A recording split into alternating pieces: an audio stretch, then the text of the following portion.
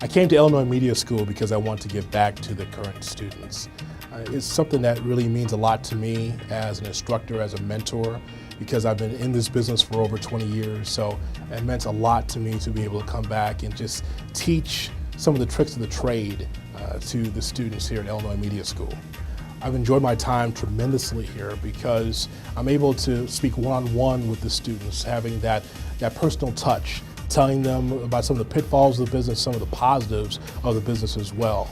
I think that after 20 years of doing this, it means a lot that I can be able to lend my expertise and talk about some of the things I had to go through, so that way they're not frustrated, so they feel like, hey, you know what, someone's listening to my problems. So I definitely want to do that.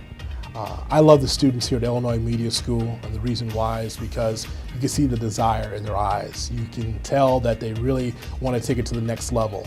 I admire what they're doing because in this particular era of broadcasting, they have so many things they could do. It could be radio, it could be television, it could be web design, they could do so many different things. So I'm so happy that they had the opportunity to do it, because I didn't have an Illinois Media School when I was coming up. I had to go to a 2 or 4 year college to try to get a career started in the business. But Illinois Media School is so terrific that students can be able to get it done in 1 year. Job placement assistance, the financial aid for those who qualify is just terrific. I'm Jonathan Hood from SiriusXM NBA Radio and ESPN Radio from the Illinois Media School campus in Lombard, and I am IMS.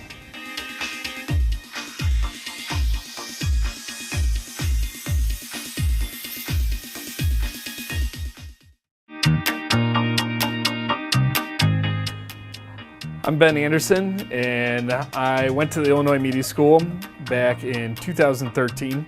Had a great time while I was a student here, was able to get involved with a lot of different programs and opportunities, was able to win 4 awards while I was a student here, and that led the way to success and where I'm at now.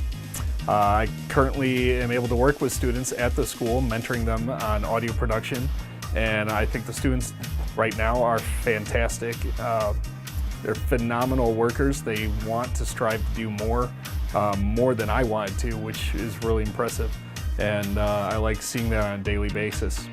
I would describe the students as go-getters, and they're hungry for broadcasting. And that's the best way I can describe them. So I like seeing them every day. I like working with them every day. My name is Ben Anderson. I am promotions assistant for Cumulus Media out of Chicago, and I am production director for the Illinois Media School, and I am IMS.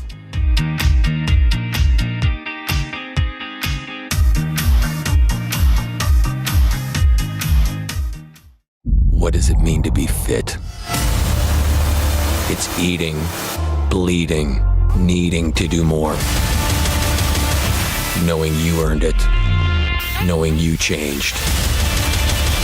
When you get there, everything fits.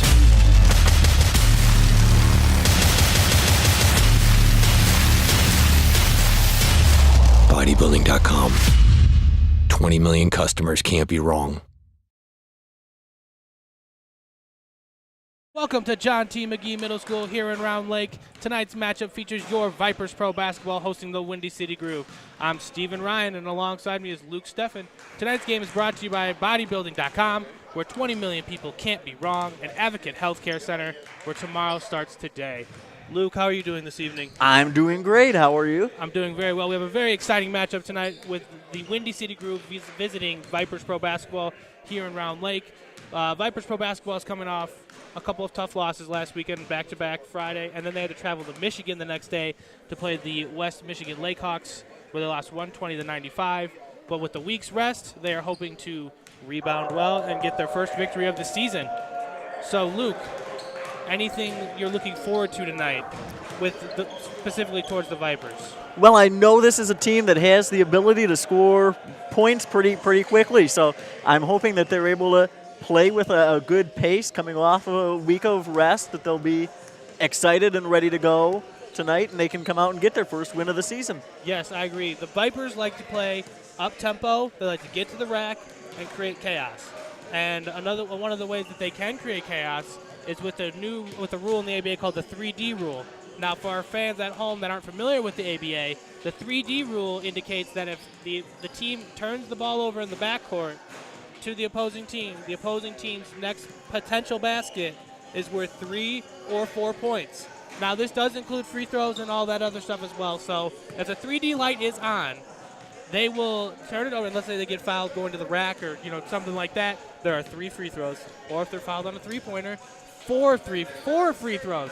So again, there's plenty of potential ways to score points. Minimum of 3 baskets could tie a game. That's a great way, to build a lead or make a comeback. If you've got a good full-court press and bring the defensive intensity, you can really affect the score of a game very quickly. And from the last game that I watched, one person that spearheaded the charge for the Vipers was Johnny Baldwin. He was really good at creating pressure at the point of attack against the Chicago Fury last Friday. He did really well defensively, and he likes to create for his team. Another guy that I've looked into a lot is Karan Linton. Unfortunately, he is not starting tonight, but he's about 6 foot tall, and he can rebound with the best of them. It's actually really impressive. And speaking of inside, I think you mentioned it's Jarrett Foster as well, another player to watch in the post for the Vipers. Jarrett Foster is a grinder. He can do it all for you. If I could give him a player comparison, I'm thinking, I don't want to say Kawhi Leonard. That's just way drastic. But something that just does it all. Like, he gets down there, he can rebound, he can shoot the mid-range, he likes to get to the rack.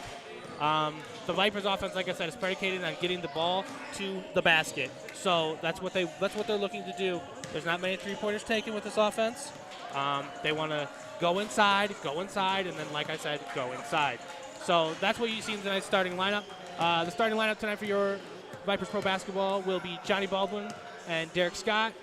You have Jarrett Foster, Isaiah Fleming, and did they give us the fifth, Ross? Oh, yeah, Zach. Zach Pick, yes. Zach Pick is a Round Lake native.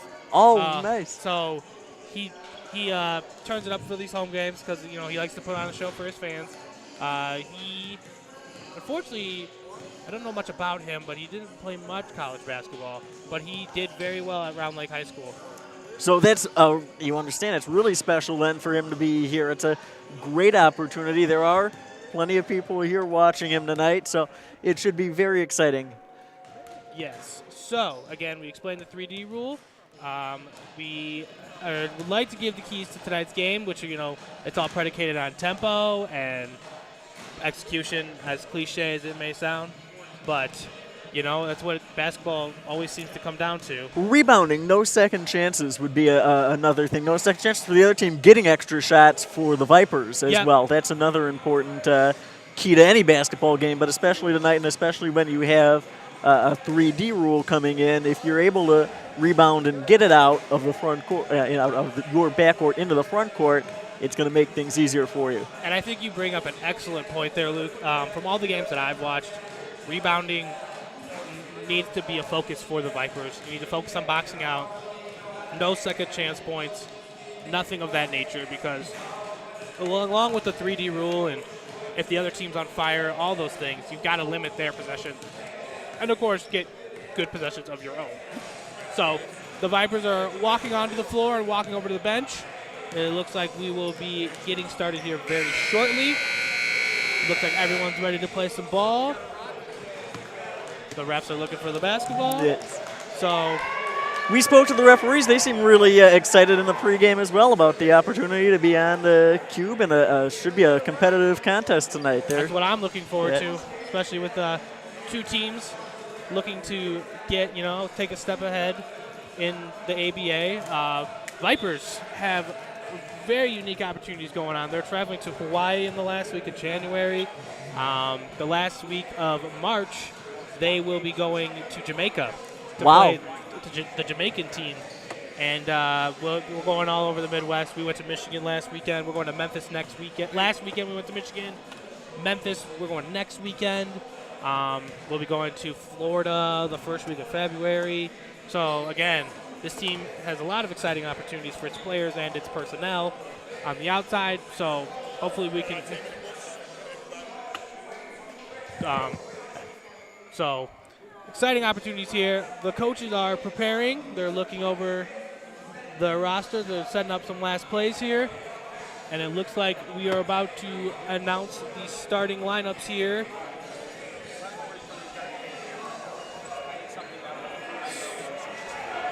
And so,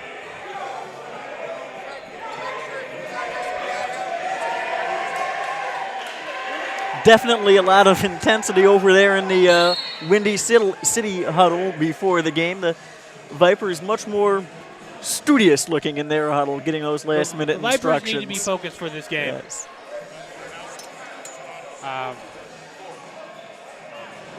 The Vipers look very focused, looking to get their first victory of the season here. This game is powered by The Cube. For more information on live streaming, go to thecube.com. This game is also brought to you by Illinois Media School. Interested in starting your broadcasting career, go to beyonair.com.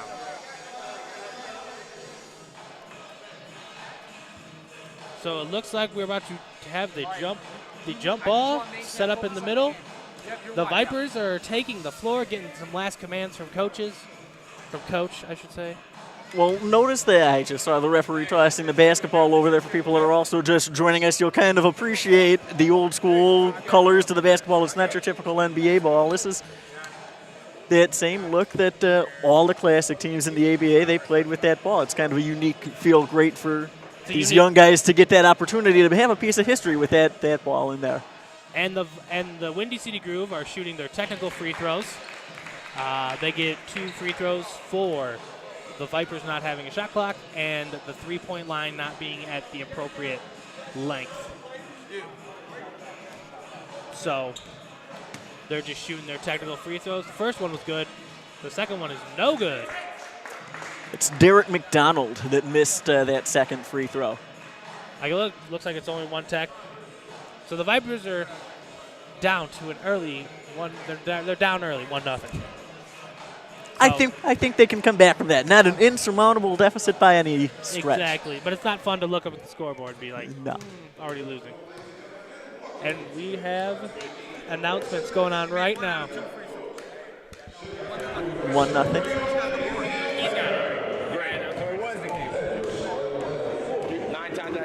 All right, great. Back to what we were doing. Your original plan. You go wide, I'm still wide. Yeah.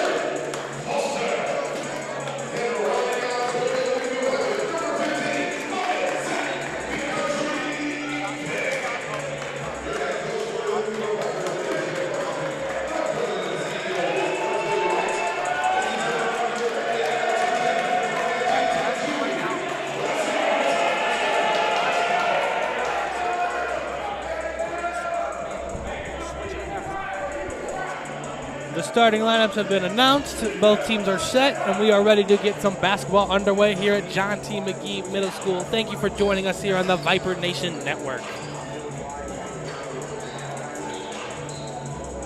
Both teams with some unique looking, really colorful uniforms today.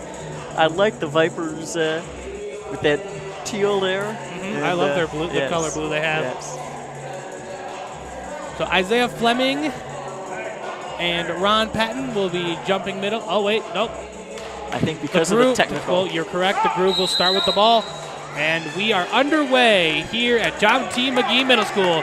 Vipers Pro Basketball versus Windy City Groove. Groove started out at the top. Finding the big man in the middle. Hesitation a little bit. Nope. Good rebound by Isaiah Fleming. And Jared Foster's going to walk it up. Nope. Whoa. It's a cross-court pass, but with no pressure on him there. He was able to haul it in. And Jared Foster for 2. Great look underneath. Good ball movement by the Vipers on that first possession. Couldn't agree more there. Wow. Strong take by Ron Patton to the rack.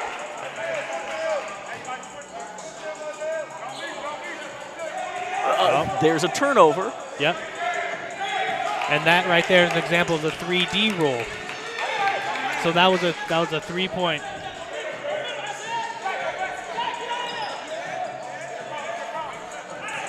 Much better job breaking the press that time, and they get to the rack. Yep. Isaiah Fleming with a beautiful floater to the rack.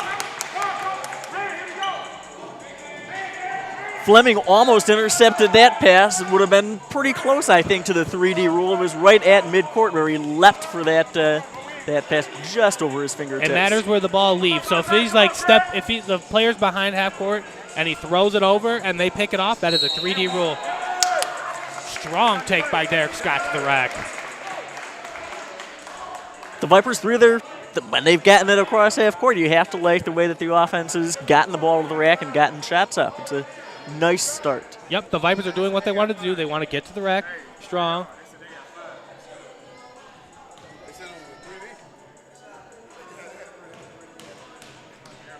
Derek Scott at the line. Lines it up. Oh, rims out.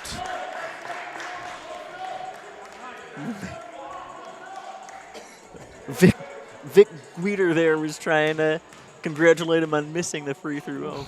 I'm sure. Very happy about that. Second one is good by Derek Scott. Here comes the groove.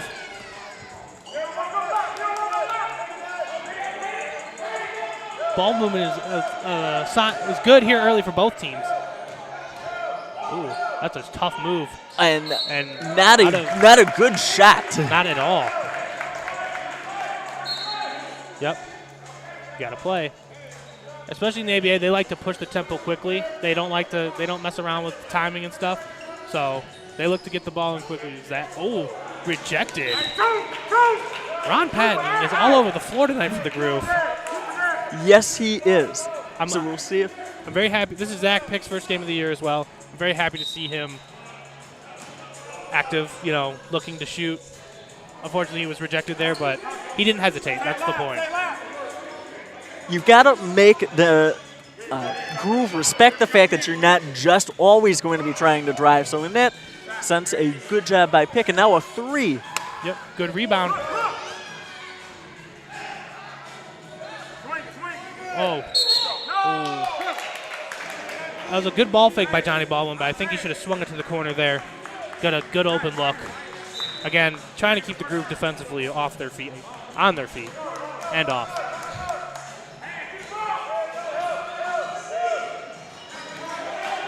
Well, Pick was there. If he was just a step closer, he might have had a chance to block that shot. Oh. No. Good find. Great teamwork there. Beautiful. Windy City was being too aggressive, trying to take advantage of the turnover in the backcourt. Vipers. Vipers answer, and then Stephon Beard just comes up and answers it. Throws it up. Oh, disrupted. Tried to save it. Great effort.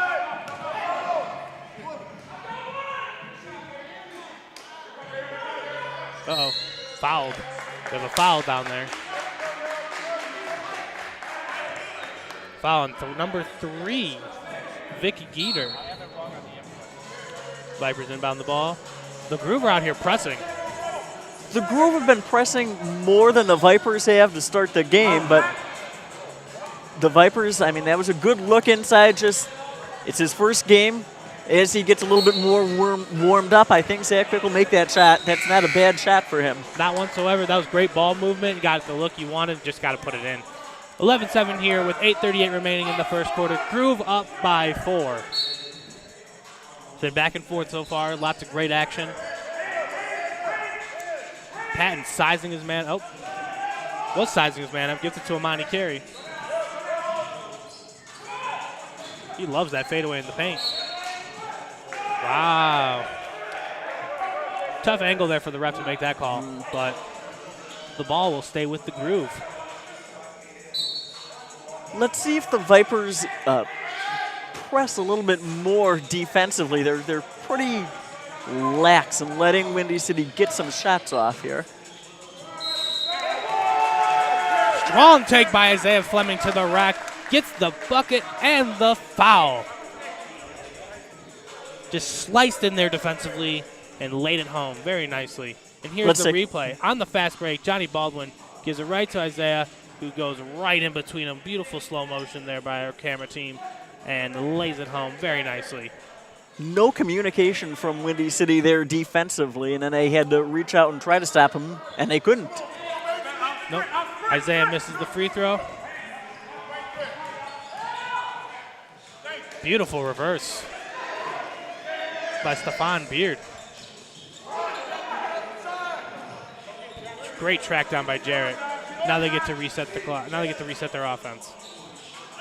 Johnny Baldwin at the top gets a pick from Austin. Austin Stewart. Foster. Beautiful backdoor cut. Oh. Windy City had numbers, but not teamwork there. They had a 3-on-2, but instead of passing out to the corner for a three-pointer, it was taken inside and drawing a foul.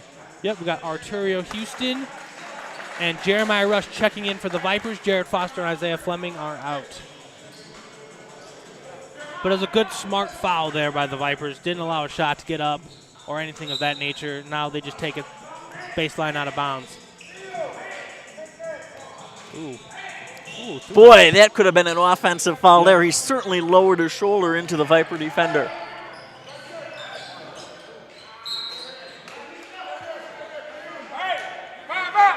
Ball stays with the Vipers after Johnny Baldwin tried to thread the needle up the floor. I can tell that the Vipers have worked on this pressing defense that the Groove are bringing in. They have a couple players that go down into the front court no matter what in spots that are going to be good for shooting once the backcourt of the Vipers can break that press. And that was Johnny Baldwin for three at the top. Nails the three-point. Big shot there. 13-12. Groove are leading the Vipers.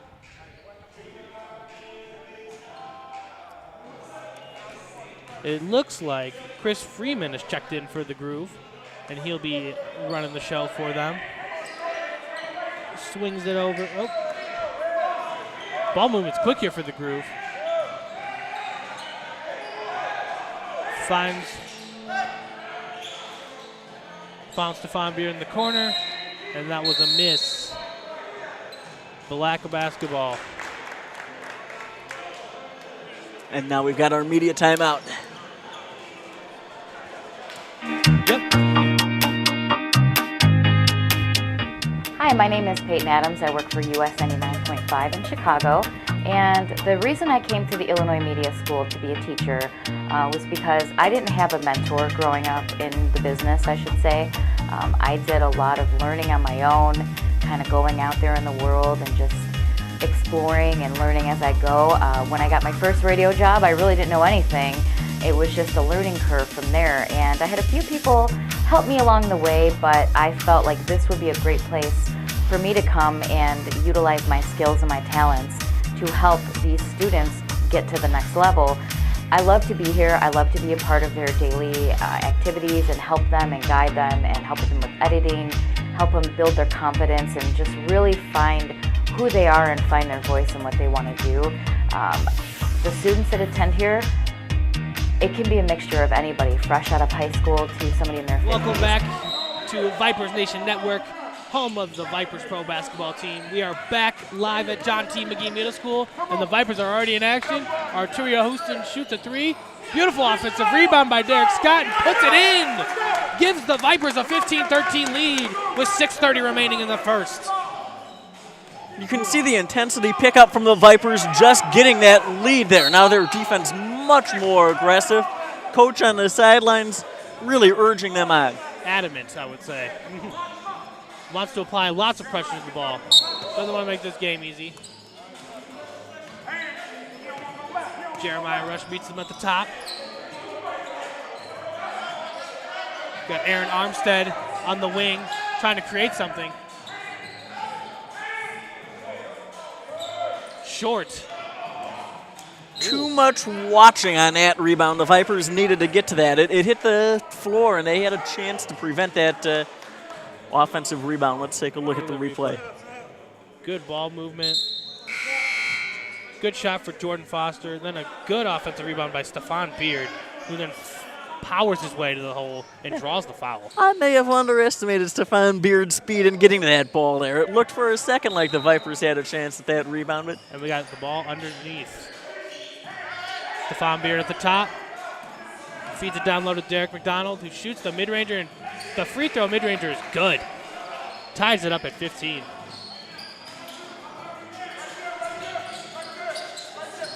Do we get a foul? there was two players draped over the back of Karan Linton there, and he didn't get a call. Johnny Baldwin shoots a big one. Tip. Nope. Good steal. Yep. Oh! Okay, Jeremiah Rush just leaps up there, throws down the one-handed flush. Ooh. Beats him at the top for a trap. Pro hop in the middle, and he draws the foul.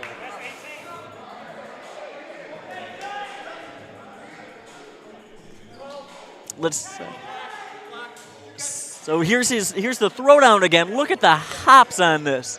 He just skied for that and slammed it home. And I was just informed that that last flush by Jeremiah Rush was a 3D play, so that was a 3-point dunk instead of 2. Vipers by 3. Jordan Foster at the line hits the first free throw. 18-16. Your Vipers are on top.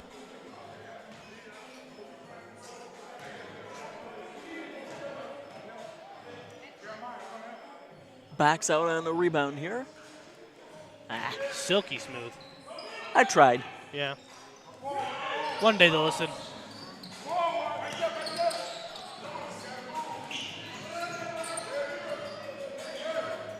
Well, the Vipers were able to break that press by going across the court, but it was one too many cross-court passes once they got to the offensive end. Windy City was ready for the last one. Yep. And a little miscommunication there on the box out by the Vipers, but the ball rolls their way, and it's their ball.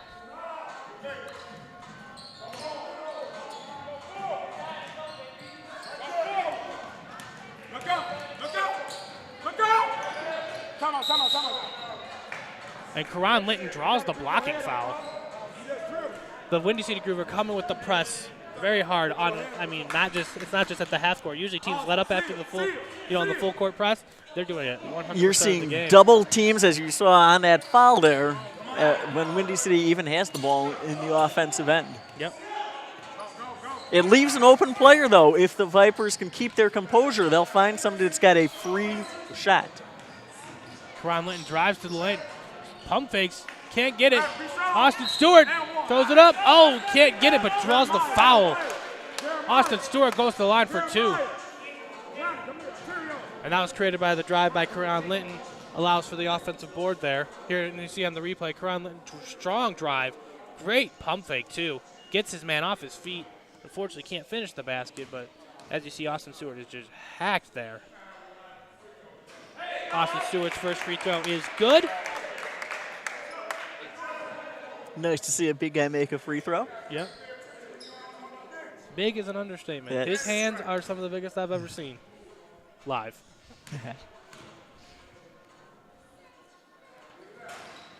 Just short on the rim.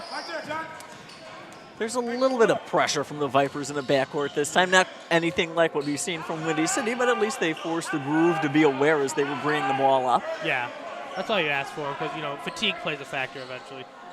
Man, the Groove are loving that baseline fadeaway on both sides.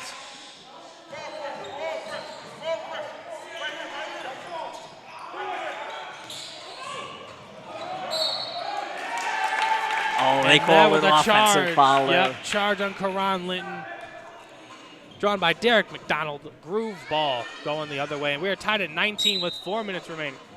And Isaiah and we have Ishmael Smith checking in for Austin Stewart. Ish is a prime-time defender, I must say. He can lock up with the best. Look at him challenging the big man for the Windy City Groove. He's got some bounce to him, too. And that should be Vipers basketball. What? Looks like no one touched that pass there, but I guess it was deflected.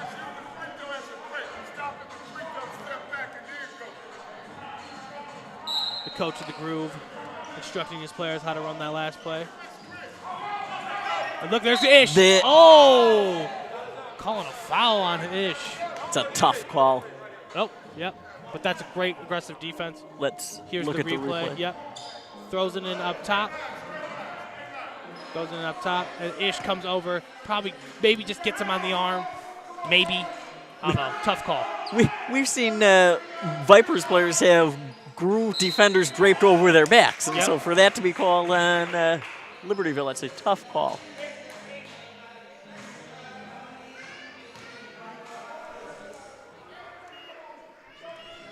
That foul's on Johnny Baldwin. His second. And we got Aaron Armstead to the line for 2. First one's good. Gives the Groove a 1-point lead.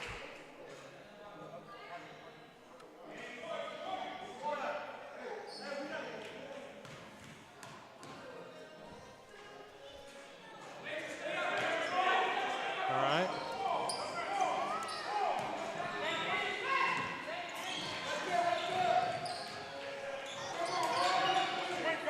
The press break of the Vipers is much better.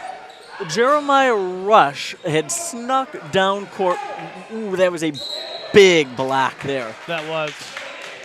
Derek McDonald skied for that block. Yeah, that was a great, actually, it was great avoidance by Arturio Houston as he tried to throw the ball back in off of him, but he missed. So, well done there. And I was starting to say, Jeremiah Rush, he's sneaking down court. If the Vipers can get a long pass to him there, he's going to be unguarded in the front court. Yep.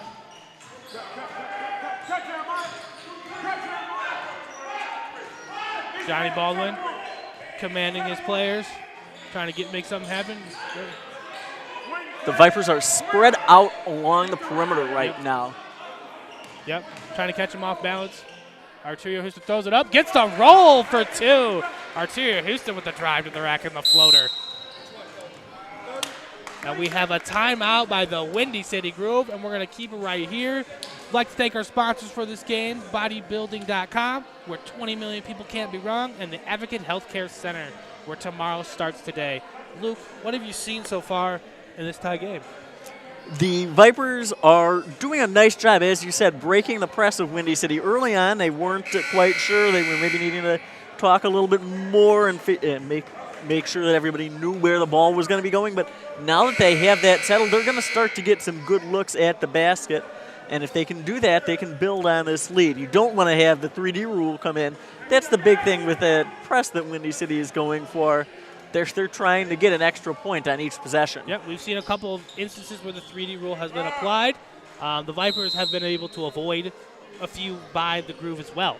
So the Groove throw the ball in, and we are back underway. Johnny Baldwin with some defense there. Yep. Like I said, he spearheads the attack for this Viper team. Again, these fadeaways from the elbow, they just love them. Especially Derek McDonald. I've seen him take like 4 or 5 so far.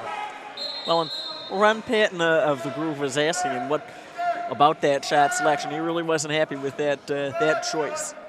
Well, they're giving it back to the I guess it's Groove. their ball. That is Ron Patton gets a wide open look for 3. Does not get it. Board by Ish. And we are off to the races. Johnny Baldwin leads the charge. Trying to find someone. Can't. Nowhere to go in the middle. Ishmael with the mid-ranger. Good. Beautiful shot by Ish. I love this matchup over there with Ron Patton and Ish. He's our best perimeter. He's our best defender. Good switch. Nothing. wow. He got in front of him, He too. was- And we got a travel call Vipers ball. Better late than never that the Vipers get a turnover there, but that shoulder into Ish, Yeah. that should have been an offensive he foul. He beat him to the spot. Ish in the corner, lines up a 3, and he draws the foul. Sticks his ground, draws the contact, and going to the line for 3. That's one of the rare three-pointers Here's the that we've replay we seen. got going on. Johnny Baldwin, ball fakes, flips it up to the corner to Karan Linton. He then shoots it. Ish accepts the contact, gets the back of Patton's body, and will go to the line for 3. That's one of the rare three-pointers that we've seen the Vipers take with this Windy City team. They're so aggressive defensively that you may draw 3 free throws even if you don't make the shot because they may just They're flying randomly out there. jump into you. He stood his ground there. First one wasn't good. Second one is good.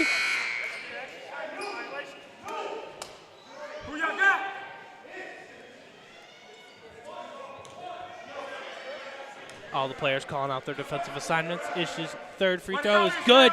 2 of 3 for Ish Smith, and we are off. The Groover pushing it. Getting to the post immediately. He draws the ball fake again. Tough fadeaway. Hits it on the baseline. My goodness, Derek McDonald starting to find his stroke. The press is on. Johnny Baldwin strong to the rack and good. And he draws the foul. And he draws the foul on a late call, I would say. But hey, better late than never, like you just said. Let's take a look at that replay. Beautiful feed up front to Johnny, who then flies to the rack. He got 2 bodies on him. Must have just took it on the back of the leg, or maybe, It looked maybe got like the head a he little may bit. have clipped him on the back of the leg as he was going up with it. And he draws the foul. Free throw up and good. Vipers up by 5. We're going to take our second media timeout. This game is brought to you by bodybuilding.com, where 20 million people can't be wrong, and Advocate Health Care Center, where tomorrow starts today.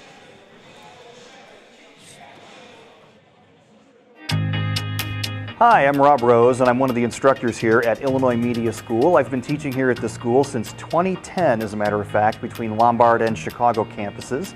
I teach radio. I work nights at 100.3 WSHE in Chicago, and I've been in the radio industry 27 years, 17 of those 27 as a station program director and operations manager, which means I hired people that came out of schools like this one.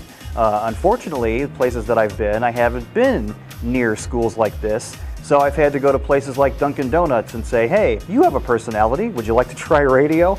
So this is definitely the place to come. It's going to prepare you for absolutely everything that you need to know about the broadcast industry. We're talking radio, television, web, podcasting, absolutely everything. I keep in touch with all of my students that I've had in my classes since 2010 on Facebook and social media, and I love seeing all.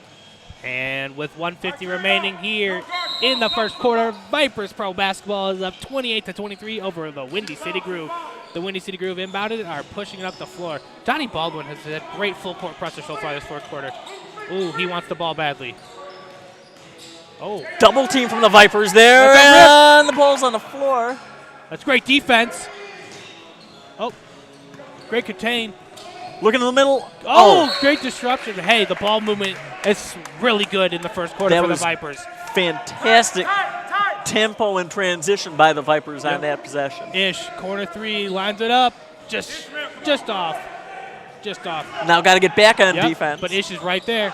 Man, the Groove love that mid-ranger. And that's part of the Vipers' philosophy, as they don't like to shoot that many threes because, well, if you're wide open, you can Yep. take them. yep. Can't get them though. Yep. They don't like the long rebounds. That's what it comes down to. But and seeing it leads to stuff like this. Oh, he misses it. Comes down with the rebound, and Sam Ford came down with the rebound, drew a little contact and flipped it up. Couldn't get it to go, but the give and go there. It looks like Derek McDonald got a little ahead of himself. Lots of bodies. Kind of could not make a call there by the ref, unfortunately. But it looks like Sam Ford's going to the line for 2. 28-25 Vipers Pro Basketball over the Windy City Groove with 47 seconds remaining in the first quarter. This game is powered by theCUBE. For more live streaming information, go to thecube.com.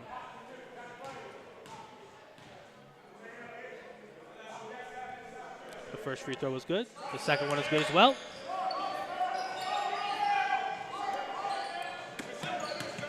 Ooh. Wow, he threaded the needle. Good look by Jeremiah Rush. Finds Karan Linton cutting to the basket. Pressure man at the top. Good switch by Karan. Wow. Sam Ford just threw his body into there. They're saying he stepped over the line on the inbounds.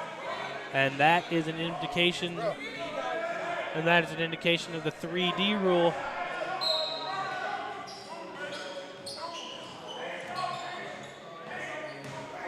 Well, we know this shot all too well. That was important for the Vipers to get that defensive rebound. Now they have a chance for the last shot of the quarter. They didn't get burned by the 3D rule there. Yep. Oh, great drop off.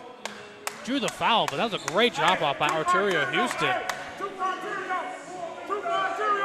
We got 6 seconds remaining here in the first. Vipers will hopefully get one shot.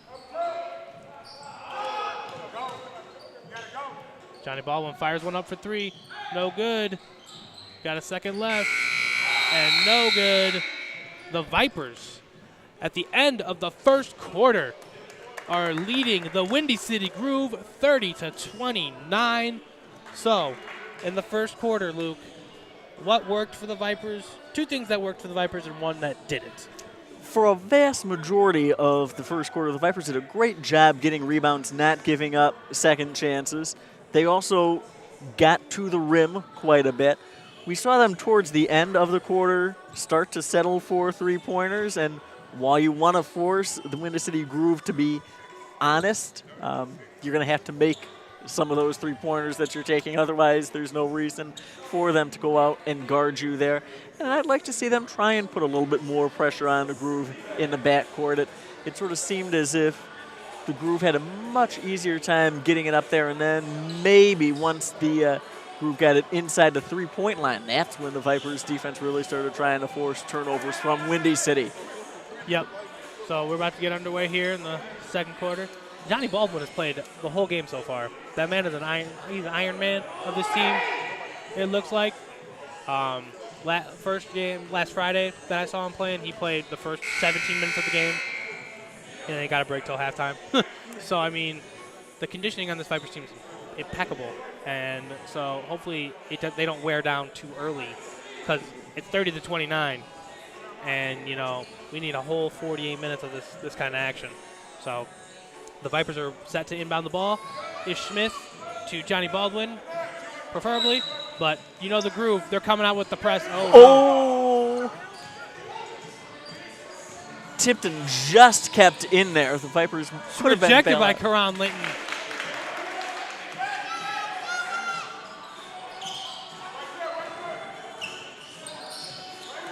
Cross-court passes are really dangerous against this Windy City team.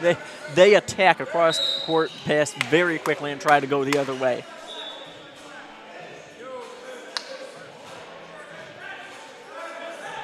We have a foul on Chris Freeman of the Windy City Groove.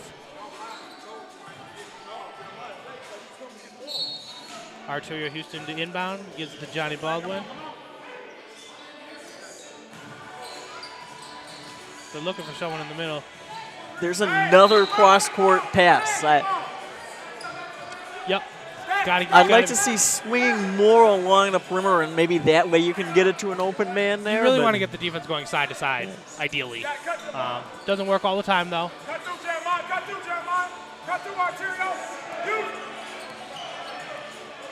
Karan trying to break down his defender to get a look.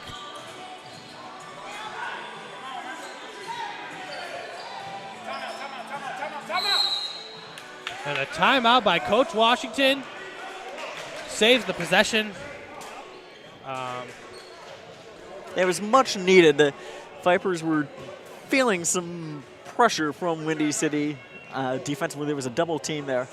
Yep. So we have a full timeout taken by the Vipers. And so we are going to take a quick commercial break. Thank you for joining us here on the Vipers Nation Network. I'm Ben Anderson, and I went to the Illinois Media School back in 2013. Had a great time while I was a student here, was able to get involved with a lot of different programs and opportunities. Was able to win 4 awards while I was a student here, and that led the way to success and where I'm at now. I currently am able to work with students at the school, mentoring them on audio production, and I think the students right now are fantastic. They're phenomenal workers. They want to strive to do more than I wanted to, which is really impressive. And we I are like back seeing that. here on the Vipers Nation Network, powered by the Illinois Media School. For more information, go to beonair.com. Quick turnover by the Vipers after the timeout. That's not the kind of execution you want to see. So Windy City will bring it up. The Vipers have to be aware of where those double teams are coming from. And know whose man is assigned to that to find the open person. Yes. Couldn't agree more. Drive to the rack. Knifes his way. Cannot get the team roll. But rebound. Looks like we have a ground foul on the floor. Here's the replay of that. The layup is missed, but then the Vipers. The foul comes on the ground, I believe. Yes. Not there. Going for the. Yeah, going for the loose ball. Maybe it was Arturo here reaching in, getting in there. And it looks like Vipers basketball, actually. Leads it up the floor to Karan Litton. Drives to the range, rejected. He had a couple of teammates on the other side of the lane there. He went up for the shot himself, and with some Windy City defenders there, it was not an easy look. That man is. Oh, we got a player down. Uh-oh. We got a player down in the far corner. Did he roll up under his leg? Yeah, it looked like it. He does not. He's able to get up under his own power. Yeah. That's Derek McDonald of the Windy City Groove. Is he trying to play through it? Looks like he's going to stay in there. Tough man. The way he was rolling around on the floor did not look particularly comfortable. Free throw up. No, good. Is it because the DJ turned down the music? That certainly could have been. It's the opposite. Normally when it gets loud, players struggle. Exactly. Reverse psychology by the DJ. The second free throw up. Music down. Good. Looks like it doesn't matter. Oh, they got to get on a... That's a turnover in a backcourt, the 3D opportunity. Good defense by Isaiah.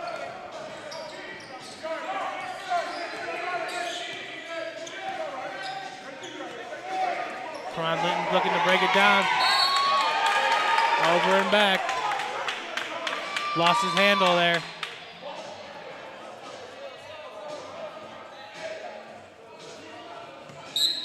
Still early in the second quarter, but the Vipers are looking a bit more bothered, much like they started the game against the Windy City press. Couple adjustments made by the Groove. Seemed to have the Vipers flustered a little bit. Asante Dixon just checked in. And that was a foul on Jared Foster for not sliding his feet, I guess. 32-30, Windy City Groove over your Vipers Pro basketball team here in the second quarter. 10:09 remaining. Windy City's going to throw the ball sideline out of bounds. We will be back underway. Double team at the top, and he breaks the trap, knifing through, cannot get it.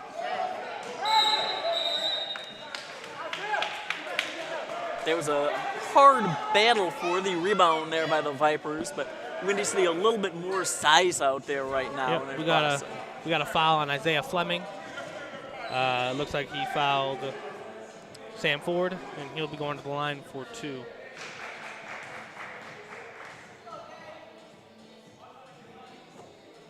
First free throw up. Good. Stephon, stay there. Take Jordan out here. Jordan, you in this spot. Chris, you coming here. Jordan, you back. Stephon, you and Sam is up. You and Sam up. Chris, you coming here.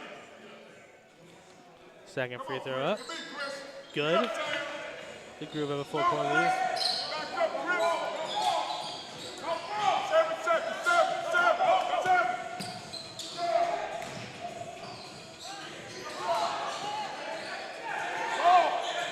Nothing. Now the Vipers with some backcourt pressure. Yeah. Broken by the Groove. Leads up to a wide open three. It rims out. The offensive rebounding for the Groove is on point tonight. And the three in the corner by Stephon Beard is good. Beard was very aware of where he was on the court there. You saw him take a step back before he launched that shot. And the traveling's called on Isaiah Fleming.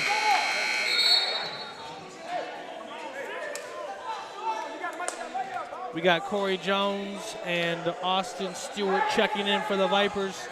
Let's take a look at the replay. Nothing on the, I guess he came down that other foot. Yeah, that's what they're going to call, is that he was. That's where the travel call comes in.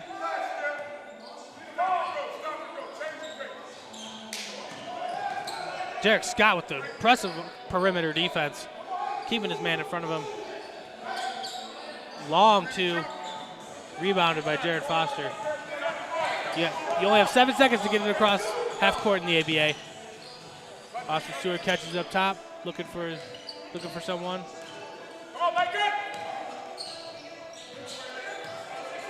Oh. Tried a no-look pass into the post there. The Vipers get a chance to reset, though.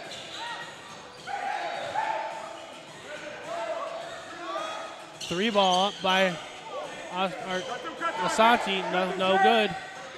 Oh, ball was loose. And the ball is thrown away by the Groove on the turnover. That is the 3D rule should be in play here. Is there a 3D rule? We're looking for the refs for. We are still waiting on confirmation of that. But the Vipers hand it in.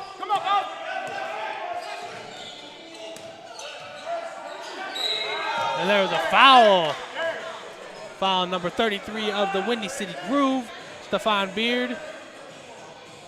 Vipers just need to see a shot go down in this quarter, and once that happens, the floodgates will open. That's what we're hoping for, Luke. So the 3D rule should still be in effect. Throw the ball in.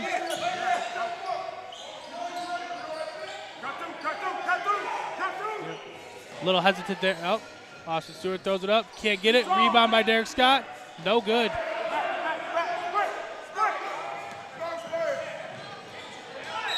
And rejected by Foster. Massive rejection by Foster there. But I don't think Windy City knew that he was back there. Here's the offensive rebound, and then a long pass that leads to that. The outlet. And it looks like they called Corey Jones for the foul right there. And then before Foster had Jared that massive spike. Denied it. What should have been a top 10 play. And the free throw is short for the Windy City Groove there.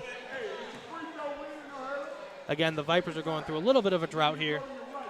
Need to, like you said, they need to see something go in. Drive to the rack, be aggressive, draw the foul. Anything will help them in this moment. Free throw is good. 1 of 2 at the line. We have a jump ball.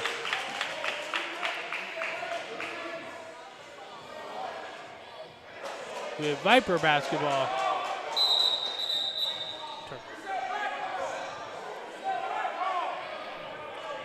We're having a discussion here. Whose possession it is. Because if it's white ball, the 3D light stays on. If not, so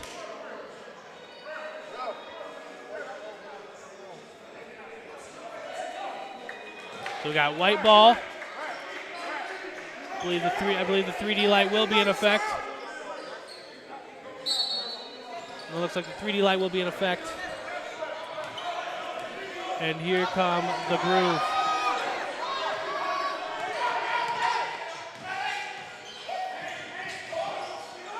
These tough fadeaways. Good. Good for Jordan Foster. And another turnover by the Vipers, giving the Windy City Grooves a 3D light. 7:44 here remaining in the second quarter. 42-30, Windy City Groove. The Vipers need a defensive stand here. So with that, under the 8-minute mark, we'll try to take a meeting timeout. This game is brought to you by bodybuilding.com, where 20 million people can't be wrong, and Advocate Healthcare Center, where tomorrow starts today.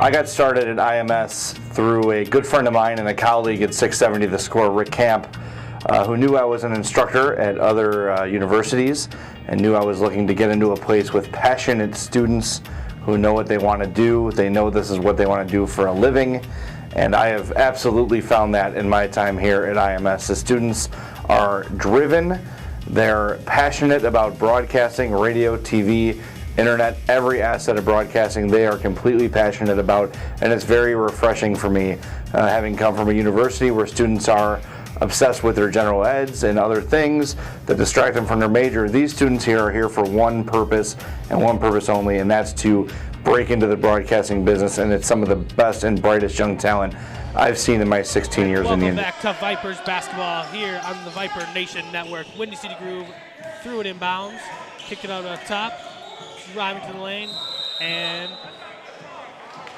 Viper ball.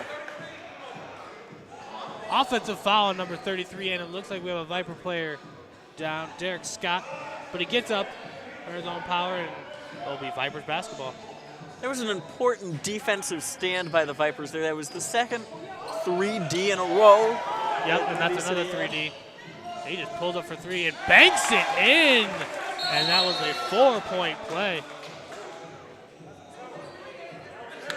And the ref calls it a 2-point basket, but in turn it's a 3-point basket because of the 3D rule. Euro step by Derek. Derek Scott gets to the rack. There's the points that they needed. Beautiful take to the rack. It was either going to be Scott or Stewart that got the first points there. Both of them were in position. Travel called on the Windy City Groove. All right, Vipers, this is where we can step up and chunk into this lead. Again, with the rules of the ABA, there's plenty of opportunity to come get back in these games.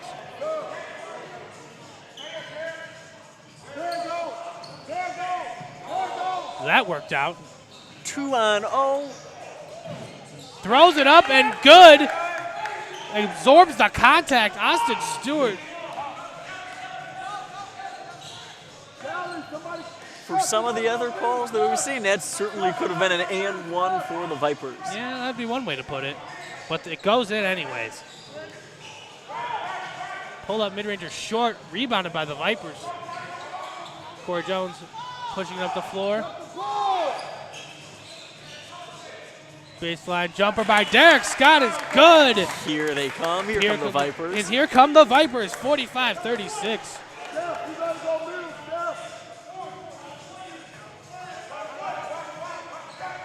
Over on the far wing. Sets his feet and fires for three. Good shot by David Key. Okay, my apologies. Vipers break the press again. Cross-court passes. Strong take to the rack. Jarek Foster, good. Windy City trying to attack with some pace now. Yep. Hesitant to shoot that one, Stephon Beard was.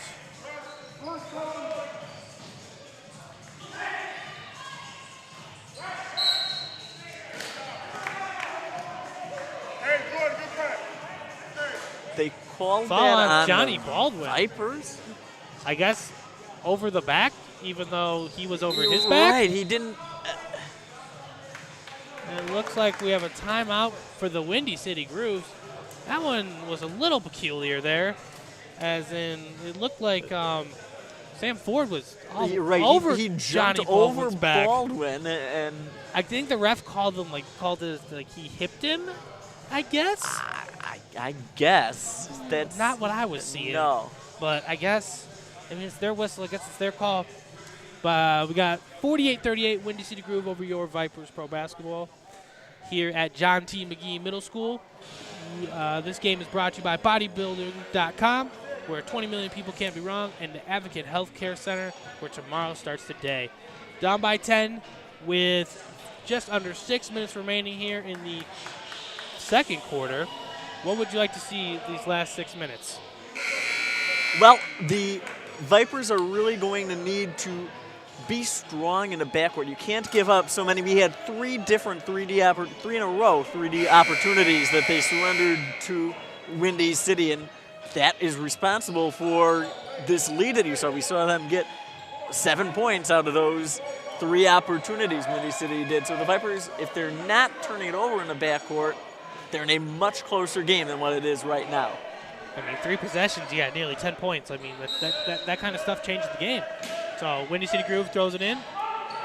Throws up top to David Key, who hit the 3 earlier, but wasn't looking to shoot there. Oh, Key now Kay he again, is. again, good. Looks like the designated sharpshooter for them. Now if they get to the basket, oh. He couldn't see him, but they broke the press. Floater by Jared Foster, no good. Could not corral the rebound. Got to get back on defense. And Johnny Baldwin's pushing it right back up the floor. I'm not going to lie to you, Luke, that ball is hard to handle. It certainly has looked like it. Fortunately, in a 1-on-4 situation, the right one retained possession of the ball. Derek Scott in the corner for 3. To the rack, misses the layup.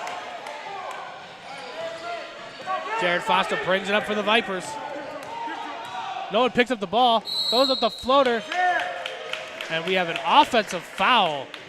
The floater is good by Jared Foster, but unfortunately no basket.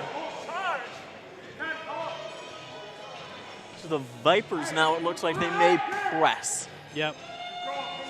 They look to press off of fouls or, made baskets when, they're already down there. So we don't have any youngsters with maps to take care of any areas on the floor. We're working there, on so that. the players will take care of that themselves. Yeah.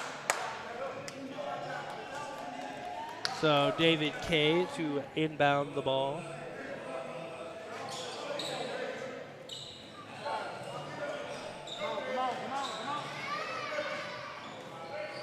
Feeds it down low. Man, there he goes with that baseline fade. Short. Derek Scott Euro stepping, draws the foul. Can't get it to go, but will go to the line for 2. Strong take to the rack.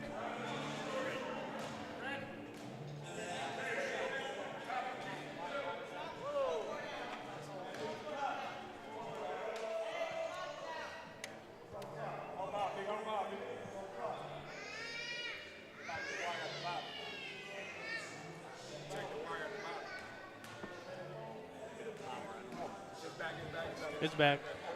Well, yeah, little technical difficulties there, but the clock is back. Making sure I didn't kick it off, but I don't think I did. So Derek Scott steps to the line for his first free throw. Up and good.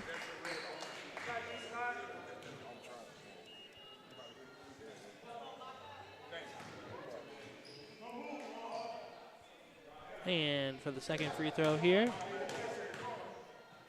Up and good. Vipers cut the lead to 10. And here come the Groove.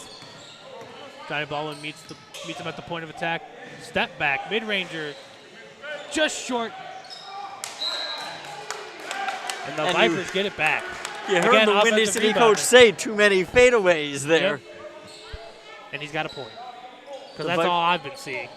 The Vipers a chance to, they had a chance to cut it to single digits. Now a 3-on-1, and it rolls in. Yep, and that's the 3D rule right there.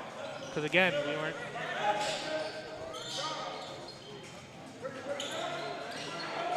Got to look over here in the corner. You got Johnny Baldwin. Arturo Houston throws it up, draws the foul. That's the second time we've seen the Vipers get a I believe it's 3-point. Yeah. 3 shots, taking the three-pointer and having a Windy City player close out of control.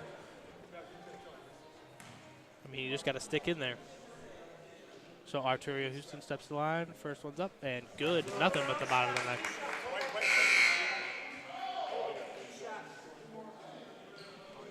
Looks like Isaiah Fleming's about to check in for the Vipers. Second free throw up. No. Rims out. Yep, Isaiah Fleming checking in for Austin Stewart. Good work by the big man of the Vipers. And for the third free throw, Arturo Houston's already 1 of 2, up and short. Gotta hit your free throws. Critical component, especially if you're a type of team that takes it to the rack.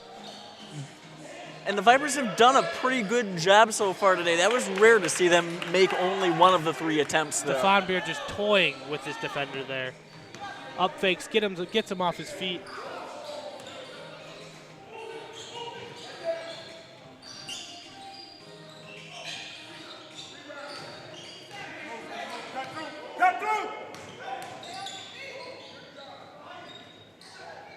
That was good ball movement. After a couple of fakes, they did finally launch from 3. Yep, and Isaiah Fleming with the rebound and the floater is good. Beautiful shot. But the ball movement was good on that possession. You just got to knock down the shot. Double team comes over. Deflected by Jarrett Foster. Well done. Pushes up the floor. Johnny Baldwin to the rack. Good. Beautiful tempo by the Vipers there. Great help on the double. Creates all of that. Some fresh Someone needs legs the for the guard ball. Vipers. And he just runs up, pulls up for 3, short. Got to be stronger coming down with that rebound. You don't want it poked away from you because fortunately it will stay with the Vipers off of the groove there, but it could have just as easily rolled right off of the front of the Vipers.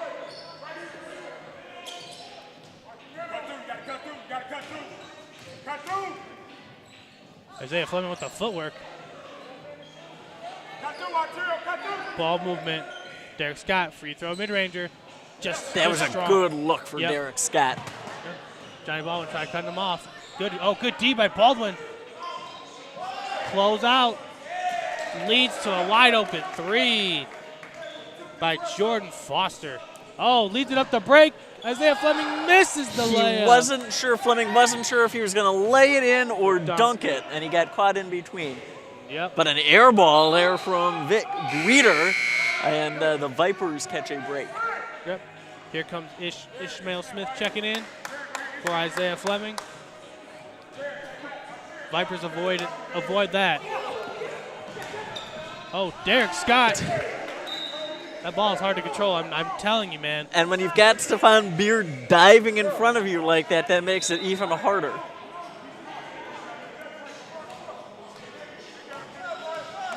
Dig in defensively for the Vipers. Yep. 2 minutes left. You can make this a positive outcome for the rest of this quarter. Good tip by Jared Foster. And there he goes with that fadeaway. Misses. Kid rebound. Same team. Vipers pushing. Breaking through the defense. Floater by Derek Scott's good. Johnny Baldwin went through half of the Windy City defense by himself and then was upset that he lost control of the dribble, but finding Derek Scott for that shot. Ish pressuring the ball. Well, we know it. You know what he's looking for. Just short. Strong rebound there. Jared Foster, nothing. I guess they're saying that he got all ball on that block. I mean, if he got all ball, he got all ball apparently. Strong take by Jared Foster. Didn't work out. There you go. Look for Jared Foster underneath with the reverse and good. Beautiful play by the Vipers. Johnny Baldwin found him underneath, and Jared Foster uses the reverse to lay it home. Vipers down by 8 with 50 seconds remaining here in the first.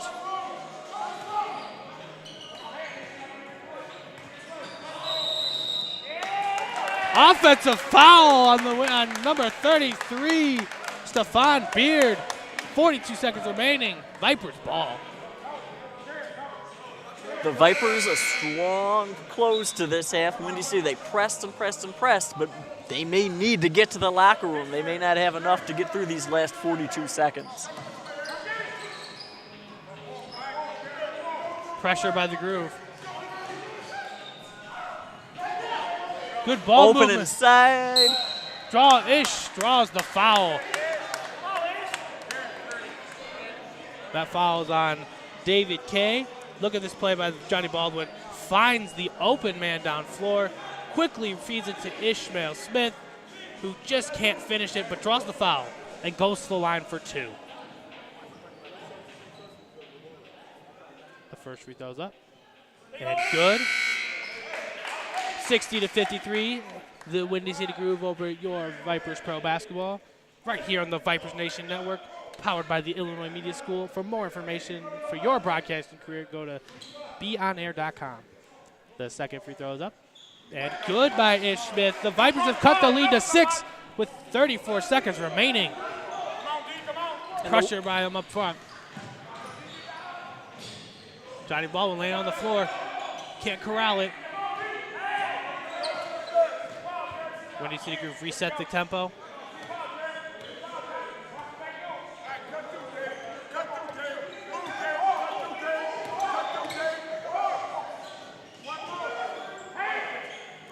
Good hand. Missed That was long. off of the top and the side of the backboard. Oh, we have a foul with 1 1 second remaining. left. Foul on number 10. Here we got a 3 that missed badly. Great rebound by Aaron Armstead, but he was drawn down on the foul by Derek Scott. At least it's not a shooting foul. Rejected by Ishmael Smith at the buzzer. Beautiful defense. And at half, we have Windy City Groove 60, your Vipers Pro Basketball 54. Luke, what did you see in the first half there? The Vipers ended the half with all kinds of momentum, both offensively and defensively. Your call on that block was what the Vipers have to take into this. That strong defensive play is going to help get them back into this game. Offensively, Offensively, there's been some struggles because of the press that we've seen from Windy City, but if the Vipers are strong on defense, they won't let Windy City get to set up their press on out of bounds. Yep, they have to take the run that they had at the end of this half and bring it in for the rest of the game. The Vipers are right in there. They're utilizing all the rules, the special rules of the ABA to their advantage. So, and at the half, we have Windy City Groove 60, your Vipers Pro Basketball 54. This game is brought to you by bodybuilding.com, where 20 million people can't be wrong, and the Advocate Healthcare Center, where tomorrow starts today. We'll be right back in a few moments.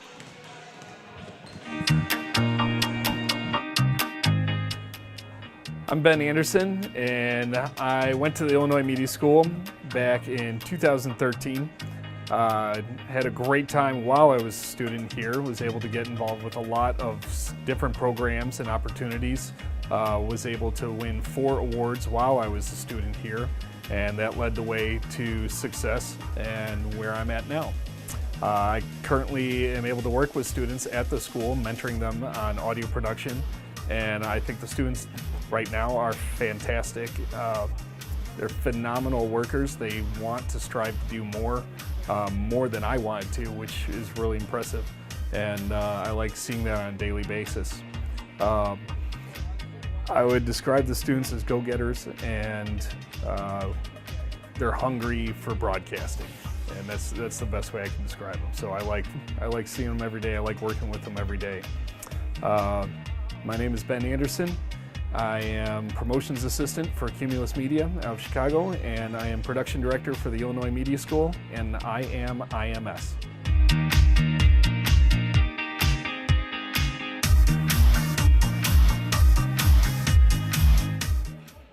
What does it mean to be fit? It's eating, bleeding, needing to do more. Knowing you earned it. Knowing you changed. When you get there, everything fits.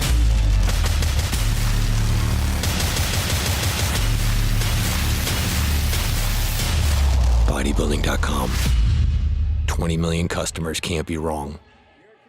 And welcome back to the Vipers Nation Network, powered by the Illinois Media School. For more information on your broadcasting career, go to beonair.com. I am very pleased to have by my side Dr. Knoll of the Advocate Condell Medical Center. How are you doing today, sir? Fine. Thank you very much for having me. It is a pleasure to have you here. I have some questions for you about taking care of your body, especially for all the young athletes watching here today. There seems to be a lot more injury in today's game, especially in basketball. You see a lot of the pros going down, and I'm not sure if they're preventable or not. Could you maybe care to explain that a little bit more for our fans? For sure. I mean, at all ages, people are starting to play sports more intensely, from youth all the way through adults. It's more and more common. People are living active lifestyles, and this intense play can certainly lead to injury, and a lot of these injuries are very preventable. It starts with some fundamentals of just staying conditioned. Conditioning includes not only strength or agility, it includes endurance, and also includes flexibility. It's something that people really don't give a lot of emphasis to, is maintaining good flexibility, especially in a growing athlete. I try to get parents to keep an eye on their kids' growth spurts, and it's real boring for the kids, but to try to spend some time warming up and stretching out before any athletic activity. I mean, hindsight's 20/20. I wish I would know that when I was, 5 or 6 years old. I mean, and you mentioned the intensity. Is that bad for, not necessarily bad, but does it wear down your body faster from a younger age? Or can you, I mean, you know what I'm saying? Like, you see these bodies are falling apart, at like 26, 27 years old. Prime examples like Derrick Rose. Right. I'm not sure what his nutrition or anything like that, but is the intensity from a younger age just playing a factor, and them not warming up or anything like that? I mean, intensity at a younger age definitely is something to consider. I think that as long as an athlete is keeping up with their regimen, as their body grows and they start to play harder, they have to condition harder. And I think that's where we see a lot of issues with a young athlete, is when they transition from one level to the next. They got to have their body be ready for that. And then also having some downtime. I mean, far too often now sports have become a year-round activity. I mean, baseball now, the kids are playing all winter long. Soccer is a year-round sport. Basketball is year-round. I think it's good for kids to have a little downtime, maybe even mix it up and play a different sport for a short time. I was going to say, that was my next question, actually. What do you believe in? Because, like you said, the youth, it's kind of like pick a sport.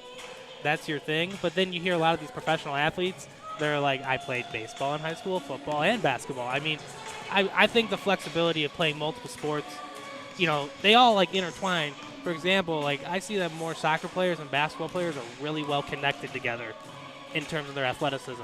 Yeah, there are certain sports that lend themselves to one another, but it's just that our society is driving this. In order for their kid to get that spot on the varsity team or go to the next level playing in college, they have to specialize. So, I try to get kids on their downtime to, well, first of all, have some downtime. Rest is just as important as maintaining, your health. Absolutely. Having some downtime and then taking advantage of opportunities to do something different, even if they are going to play that sport year-round. So let's talk about another aspect of maintaining fit, and nutrition.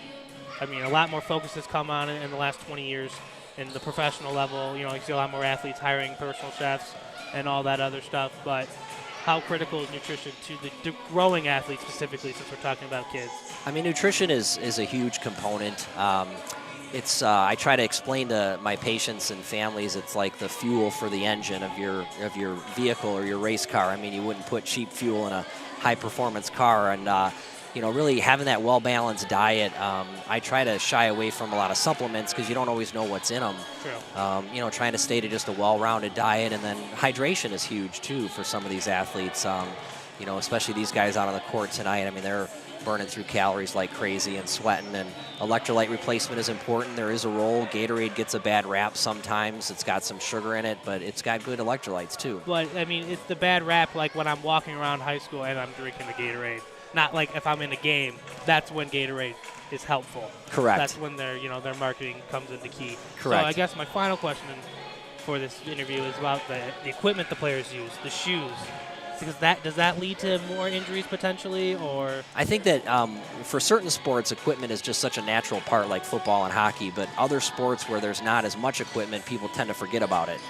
Even runners, basketball players, I mean, their shoes are going to play a huge role. And you'll see these kids stepping out on the court with, they barely fit or they're tattered and handed down from another brother or sister. And I really try to get kids to pay attention to some of the simple basics like that, and they can really help prevent a lot of injury. What are like on insoles, for example? Like not necessarily the insole that comes in the shoes, but going to buy a custom fit insole that could help, back support or something of that nature. Insoles can make a big difference for not only foot and ankle pain, but knee pain, hip pain, back pain, like you alluded to, and they don't have to be custom. I try to steer people to running stores. A growing athlete, especially, their shoe size changes very frequently, and buying $500 orthotics at a frequent basis can be pretty draining. So wait till you're 18 for that. Yeah, right. So I mean, just stick to something. Go to a running store. A lot of those associates are very educated about looking at a foot and seeing how somebody walks on a treadmill, and then you can get just a nice little insert for both shoes, and it makes a huge difference. Well, thank you, Dr. Knoll, for all that very important information.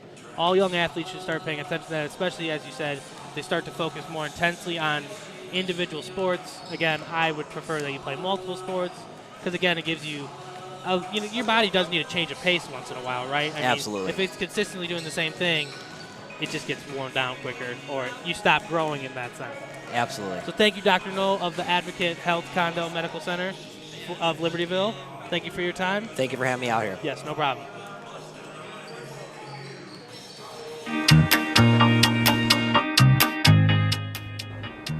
Well, I got started back in 2010. I was freelance sports writing for a couple different newspapers with the Sun-Times, and I wasn't really finding a permanent job, which is what I really wanted. And I would always hear those commercials on the radio about ICB, and I finally went in, and everyone was pretty welcoming. While I was there, all the instructors were very helpful, and it's just a great place to take advantage of their internships. I mean, you can get pretty much any internship you want if you put your mind to it. I know while I was there, I interned both at Comcast Sportsnet Chicago and at The Score, both at the same time. So they give you the options, but you need to work for it yourself. You can't just sit back and expect everything to come to you and everything to be served to you on a platter, because that's not how the world works, and that's not how anywhere works. And although I still have a full-time job here at 23, I still like to get out and do broadcasts with IMS, even this past summer and spring, spending time doing games for Aurora Borealis, because it's still good, even though I'm doing this job in the studio, I'm stuck in the studio, I don't really still get those opportunities to go out and call soccer games, call whatever games, and still, even just, helping out current students that are there, they like to hear the advice from me, so I always like to still get out and do stuff like that. My name is Mike Buda. I'm the weekend sports anchor at Channel 23 News in Rockford, and I am IMS.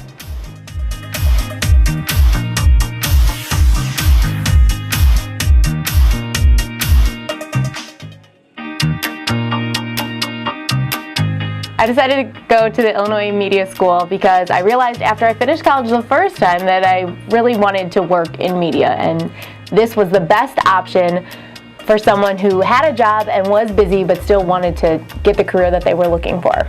One of my favorite things about going to the Illinois Media School was the fact that you had to and got to do everything. It wasn't like a classroom where, oh, well, this person gets to use the camera, this person gets to use the radio, and then everyone else just watches. In fact, everyone did everything together, and it definitely showed what you could do and what you needed help on. It wasn't a guessing game, everything was just there. There are so many different people inside one school at the Illinois Media School. You have people who want to be on camera or behind the mic, and then people who want to work in production, and it's awesome to work together as a team to produce a radio show and a TV cast. And it doesn't matter how old you are, who you are, everybody is at the school. I'm Michelle Abraham. I'm an on-air personality at 97 ZOK, and I am IMS.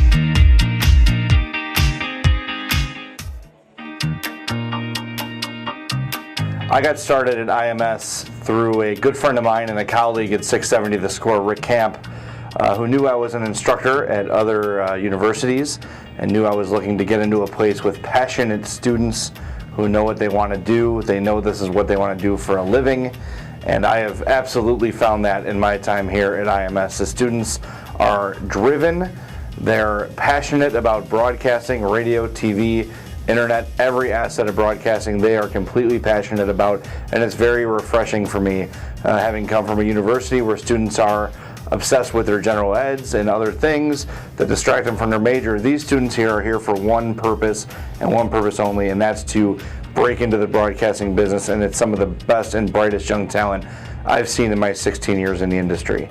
My name is Jay Zawatsky. I'm an executive producer for 670 The Score. I'm an instructor here at IMS, and I am IMS. What does it mean to be fit? It's eating, bleeding, needing to do more. Knowing you earned it. Knowing you changed. When you get there, everything fits.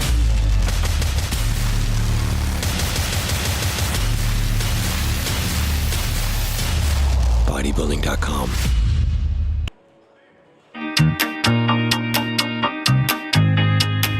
What originally brought me to the Illinois Media School was my love for sports radio.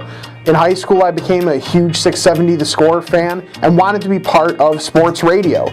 So after trying a couple other things and I'm not really being what I wanted to do, I found my passion for media and especially sports radio at the Illinois Media School. What I enjoy is finding like-minded people like myself that have a passion for the media industry and are willing to do whatever it takes to reach their goals and be what they want to be in this industry. And that's what I like about the students you continue to see at the Illinois Media School. A lot of talent, a lot of drive, and that pushes you to be better as well as making everybody's work better on top of that. My name's Rick Camp. I'm a producer at 670 The Score. I'm an instructor at the Illinois Media School, and I am IMS.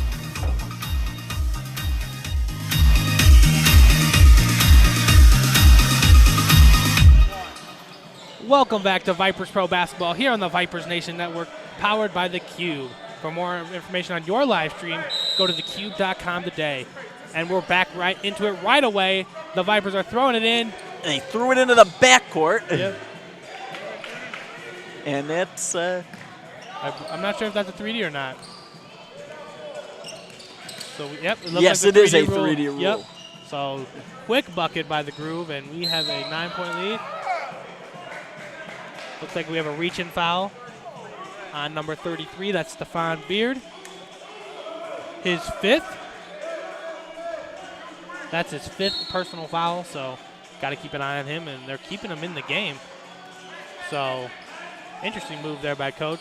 Again, probably didn't have very much of a choice. Jared Foster sets his feet, hesitates a little bit. Derek Scott doesn't hesitate, just falls short.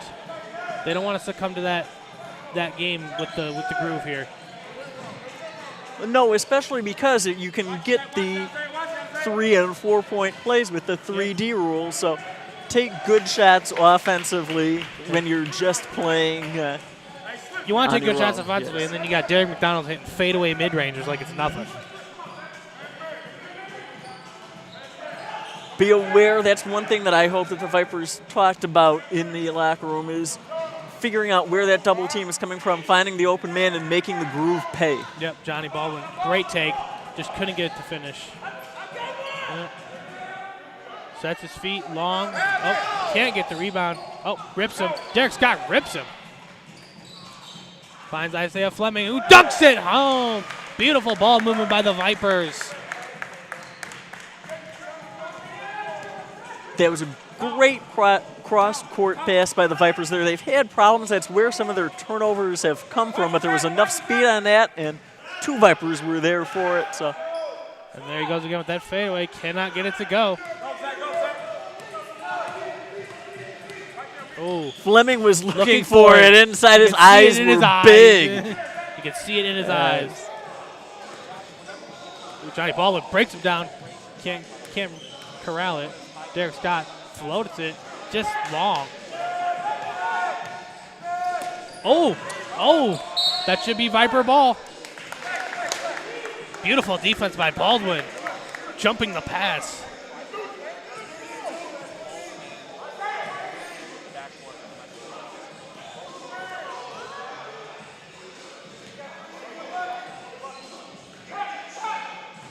Zach Pitt going to work.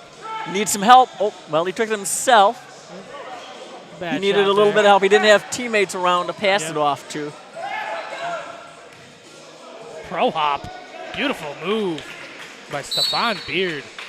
And a quick timeout by Coach Washington. Wants to get this momentum under control, let's just say.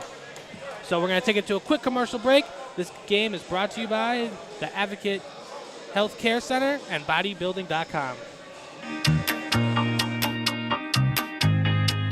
Hi, I'm Rob Rose, and I'm one of the instructors here at Illinois Media School. I've been teaching here at the school since 2010, as a matter of fact, between Lombard and Chicago campuses.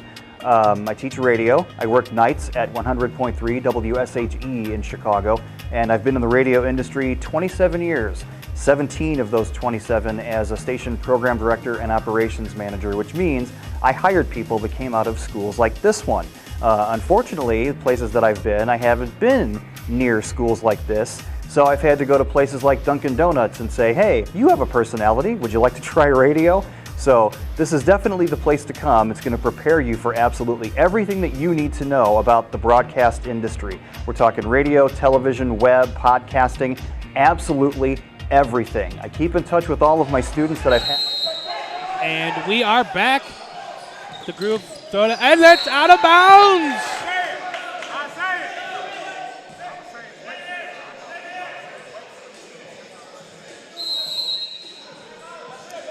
And we have another timeout taken by the Groove in this instance. So we're gonna stay here for this one. Lots of quick, compelling action going on so far, but both coaches are trying to, regather the troops because it's been a little chaotic these past few moments. I'm looking at both huddles, and I have to say that Coach Washington in the Vipers huddle much more positive on the sidelines. Coach Muhammad for Windy City was really laying into his team there for some of the sloppy play. Yep. Vipers will throw it in bounds from the sideline. Jared Foster throwing it in. Gives it back to Jared Foster, who drives it to the rack. Cannot get it to go. And the Windy City Groove are back out on transition.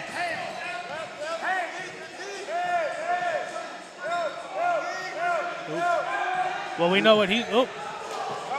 The Vipers, the reason that was a stalled offensive possession for Windy City was because the Libertyville Vipers did a great job getting back as a team defensively and not letting the Groove get a quick drive to the rim. Yep. So it'll be Vipers ball, baseline, out of bounds. Jared Foster throwing it again. 4 men across the top. Foster's looking for an option, can't seem to find one. Because the Groove were sort of in a zone defense there around the inbounder. The length taken and good. That was a strong lengthy take by Ron Patton.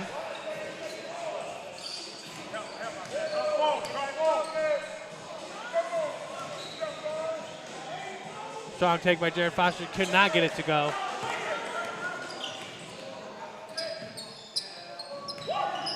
He's looking. The Vipers don't want to let a problem on one end of the court or something that didn't go their way on one end of the court hurt them on the other end. And I say that, Johnny Ball, when I saw he was upset with the shot or the result on the last offensive possession for the Vipers, and now he's clearly yelling. We got the replay down here. Great find down low. And Ron Patton getting mauled down there. Finishes through the contact and the foul. He'll go to the line for one. Karan Linton and Austin Stewart have checked in for the Vipers.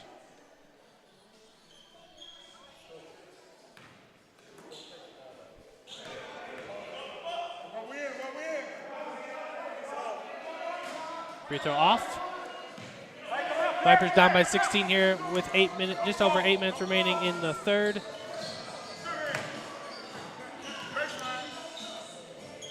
Strong fake there by Derek Scott. Yep. Ron Linton. Good tip. Oh, active on the boards.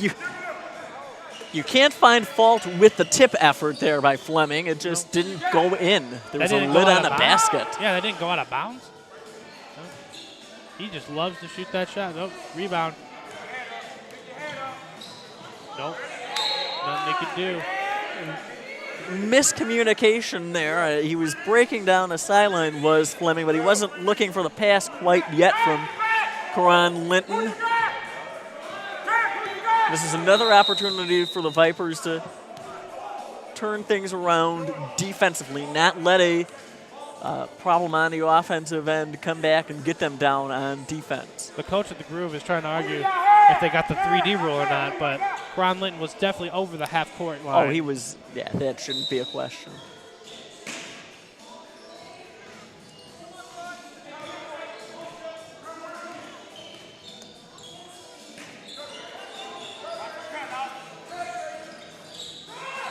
Man, they are an avid fan of this fadeaway.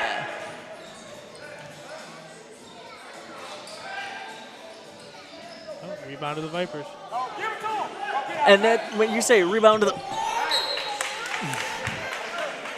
Vipers, there's one less Groove player going towards the basket to get a rebound when they do a fadeaway. So the Vipers really need to concentrate on making sure that they get those rebounds. If it takes everybody going to get that rebound, don't give up a second chance. I mean, I understand they want to get out and go, but again, like you said, offensive rebounds have hurt the Vipers this game, so it would be good to see them.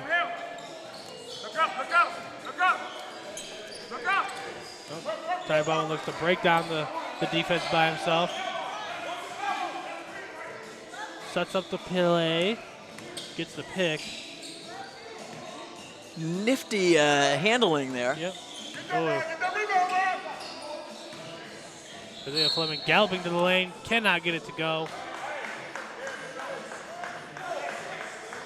Got a foul on number 6, Aaron Armstead.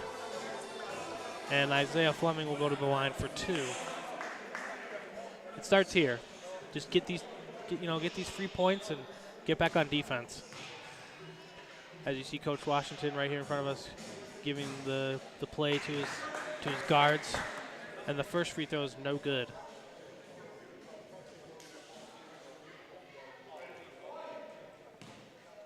Yeah, and it's got to be on the offense that he's doing that, because we haven't seen the Vipers press all that much. So he's not setting up any kind of press with his guards there. Patton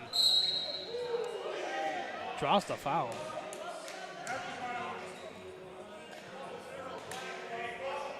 And a foul on Austin Stewart, his third. Watch the middle, Derek. Team's second.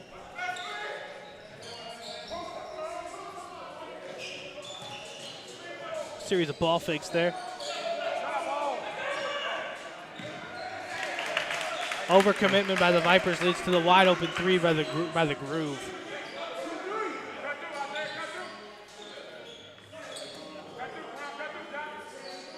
We mentioned earlier in this game the Vipers are not much of a three-point shooting team, so for them to get back into it, they're going to have to chip away underneath. Chip away. And get stops. Yes. That was a great pass by Fleming underneath to Stewart to draw the foul. And here's the replay.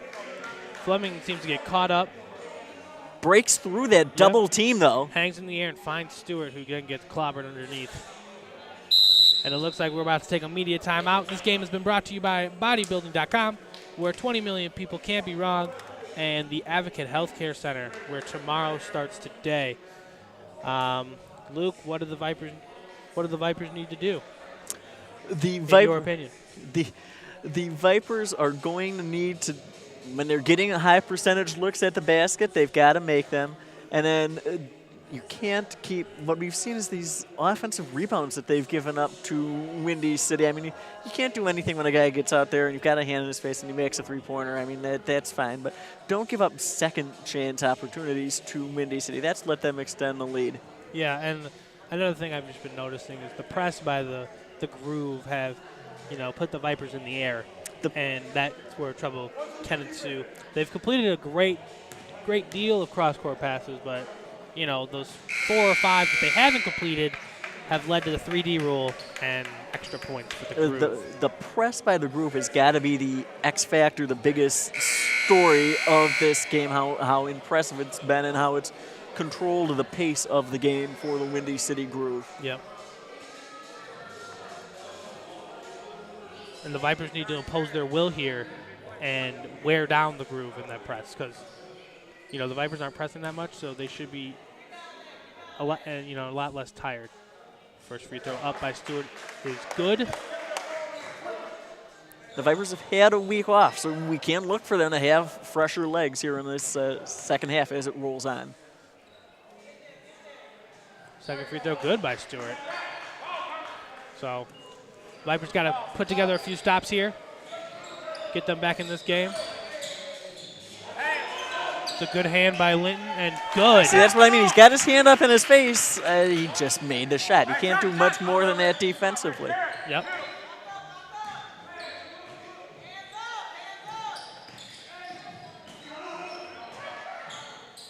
Looks like we have some knee-to-knee contact there. Rebounded by Scott. Good follow by Derek Scott there. Yep, but he puts it in for 2. Patton steps into a 3. Good rebound by Scott.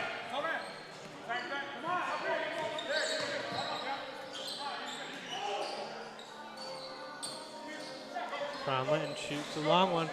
Tipped by Fleming. Comes down with it. Finds Karan cutting to the basket. Good strong take. Cannot finish it though. Oh. The Vipers will almost force a turnover in the backcourt there. That would have been big. A 3D rule. Potential 3D rule lost there. But there will be Groove's ball with 5:45 remaining. And David Tay is set to check in for the Groove.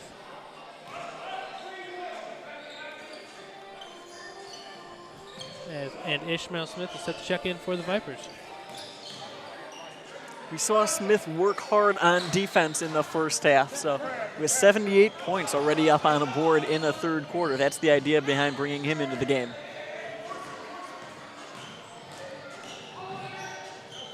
Well, nobody stopped the ball there for Libertyville. They let the player run down right down the middle. Easy by Aaron Armstead. Derek Scott sets it up, mid-ranger, nope, clanks it off the back iron.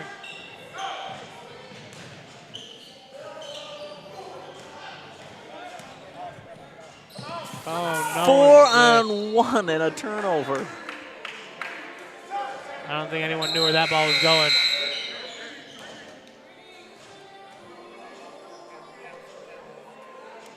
And that's a 3D light in effect for the Groove. There were 3 Vipers over on that side of the court where the pass was thrown, and everyone just kept running towards the basket instead of stopping to get the ball. They kept watching.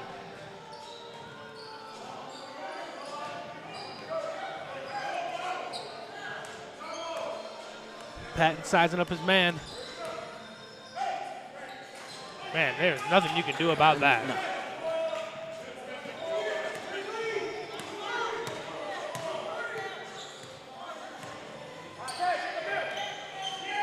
There was a lot of contact on that steal attempt. Freeman plowed into Linton.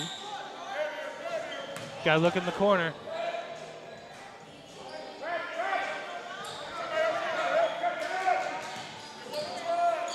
Isaiah Fleming has brought a lot of energy here in the third quarter. We've seen him have a couple different offensive rebounds. Yep.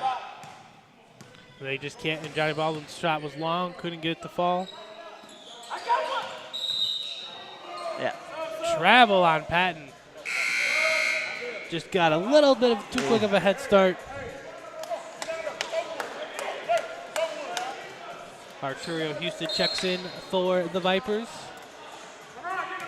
And Johnny Baldwin brings it up. Bounce pass into Karan Lynn, who fights his way to the rack and gets it to go. Karan Lynn can play like a big man. Don't let the size fool you. Recovery by the Vipers. Ish matched up on Patton.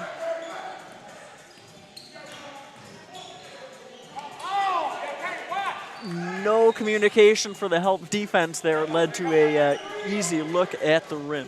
Yep. At the basket.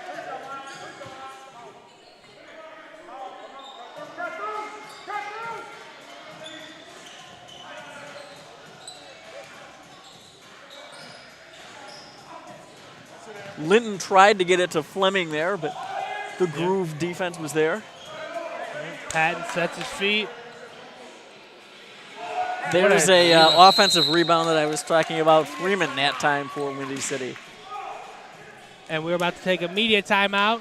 Windy City Groove 86 and the Vipers Pro Basketball 63. Thank you to Advocate Condell Health Center for sponsoring us in today's game and bodybuilding.com. We'll be back soon. I got started at IMS through a good friend of mine and a colleague at 670 The Score, Rick Camp, who knew I was an instructor at other universities and knew I was looking to get into a place with passionate students who know what they want to do. They know this is what they want to do for a living, and I have absolutely found that in my time here at IMS. The students are driven, they're passionate about broadcasting, radio, TV, internet, every asset of broadcasting they are completely passionate about, and it's very refreshing for me, having come from a university where students are obsessed with their general eds and other things that distract them from their major. These students here are here for one purpose and one purpose only, and that's to break into the broadcasting business, and it's some of the best and brightest young talent I've seen in my 16 years in the industry. My name is Jay Zawatsky. I'm an executive producer. And we are back right here on the Vipers Nation Network, where the Groove are leading 87-63 over the Vipers Pro Basketball. Vipers ball starting off after this little quick commercial break. Arturio Houston launches a deep three. Can't get it to go. Rebound by the Groove. Oh. Can't corral it. 50-50 ball goes to the Groove. Diving on the floor was Patton for Windy City. It's the kind of effort that the Vipers are going to need to bring to. And he just finger rolled that home with the jelly on that one. Johnny Baldwin shoots three, and good. Finally, the Vipers get one to go. 89-66. 1:55 remaining here in the first. What a bounce pass in the middle. Throw down by Patton and the foul. Yeah, that's a disappointing foul. Patton had a clear pass to the basket, and you don't want to get dunked on, but it's even more insult to injury to commit a foul and let that become a potentially a three-point play. Yep. The foul was on Isaiah Fleming there. His second. My apologies. Patton will go to the line for another one. Long offensive rebound by the Groove again. Get the ball. Triple teamed there. Yep. Swings to the corner and good by Aaron Armstead.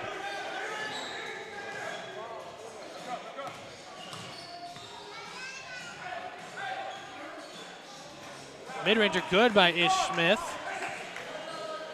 Vipers had to get something to go. I mean, we got David Kay wide open in the corner, pulled up. That was a long two by the ref there.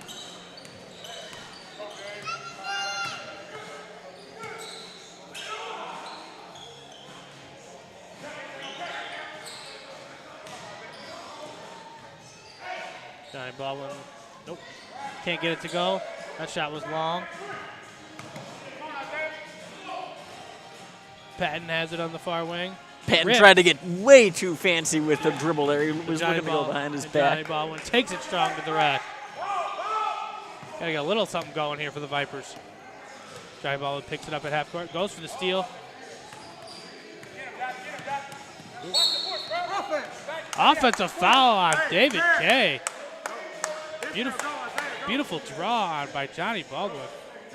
The Vipers have not quit playing, especially Johnny Baldwin. You can see he has high standards for his team. Yep.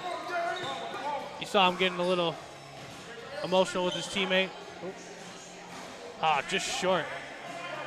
Smith tried the shot that we saw him make on a previous possession. It was a shot that, if it falls, could really help open things up for the Vipers on offense.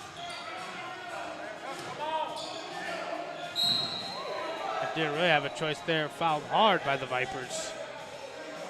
Justin Patton, Ron Patton, my apologies, will be going to the line for 2. Foul is on 33, Ish Smith. Patton goes to the line for 2.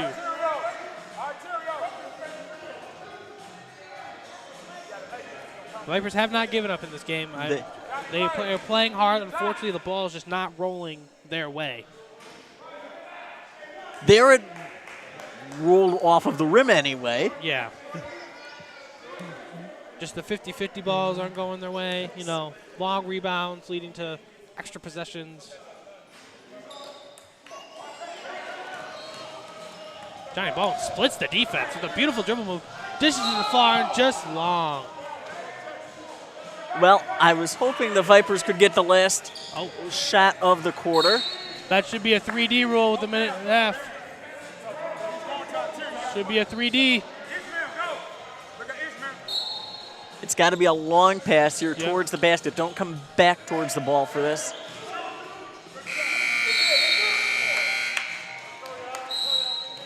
So at the end of the third quarter, Windy City Groove 97 and the Vipers Pro Basketball 70. Rough third quarter there, I would say, for the Vipers, but they have played hard. There's nothing. There's not any quit. You can't fault the effort that we've seen from the Vipers at this point. It's just going to be a matter of, can their luck turn around and can they get themselves back into the game? You'd like to make it respectable at the end. Build momentum for the next game at the very least. They play hard. They try their best together. It's just not going their way right now. But again, they have some positives to build on. They've broken their press several times. They've gotten the shots that they wanted. Unfortunately, they just aren't falling. I mean, that mid-ranger in the middle is wide open all the time. When they drive to the middle, kick it out to the wing, it's open. And then when they get the shots that they want underneath, it's just not rolling. It's not going down. It's just unfortunate. That's what's been really rough, is that they've gotten a lot of good opportunities at the rim and at the basket in close, and they haven't fallen. Would it have made up for a 27-point differential? No, but it would be a much closer game if some of the shots that would normally fall had fallen for the Vipers. There's talent on this team. It shouldn't be a 27-point margin at this point. No, the score is not indicative of how well the Vipers have played together. And again, you know, the three-point shot by the Groove has just been falling as well. So, start of the fourth quarter here at John T. McGee Middle School here in Round Lake. Windy City Groove 97, Vipers Pro Basketball 70. That's a good start for the Vipers right there. Turnover by the Groove. And it's still pressing. Jeremiah Rush just draws the foul. Strong, aggressive take. Both teams have used a lot of players off of their benches in this game, so fatigue shouldn't be that big of a factor. No. So Rush is throwing it on the baseline.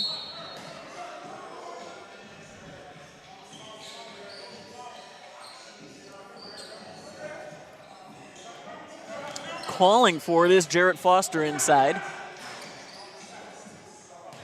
They did not get it to him. Yep. Jeremiah Rush was looking for three there, but it didn't go. The guy looked like he picked it up, and it didn't happen.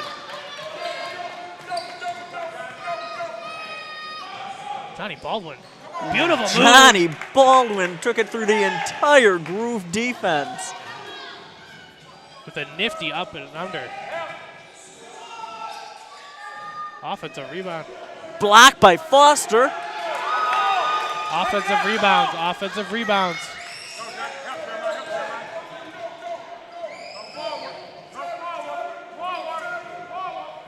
Yep. Now breaking the press. Finds Ish underneath. There you go.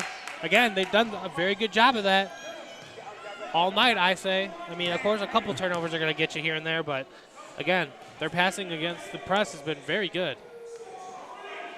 Ish matching up on Patton on the perimeter. Just long rebound by Arturio.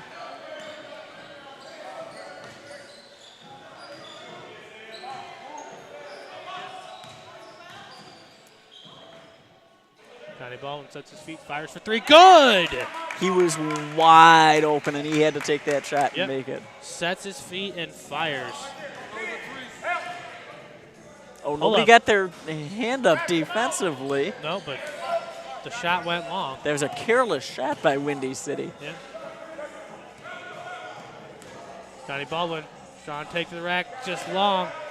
Cannot get it to go. Can they check it down? Swatted by Jeremiah!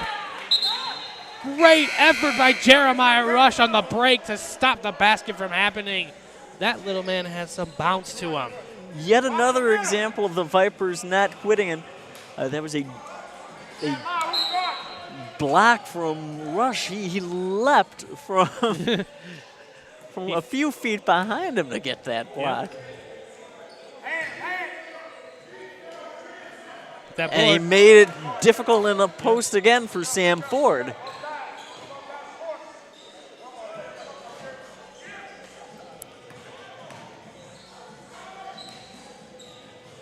Jeremiah Rush, strong take. I just thought long. there was contact there. That led to the outlet pass there.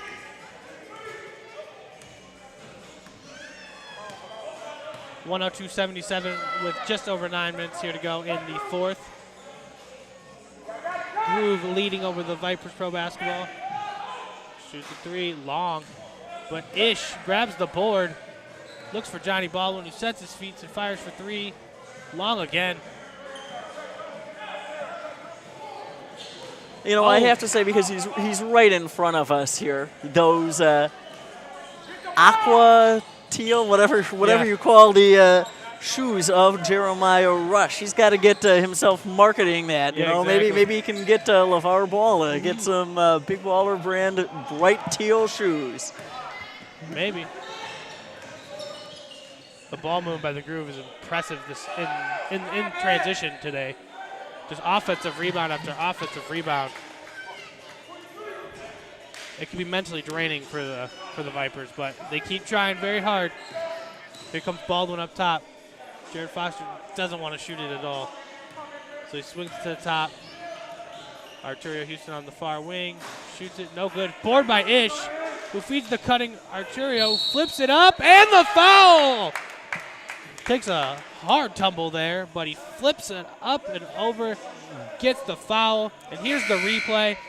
Long miss, but Ish tracks it down, feeds the cutting Arturio Smith, who flips it up, and good. And he'll go to the line for one. And we are going to take a media time out.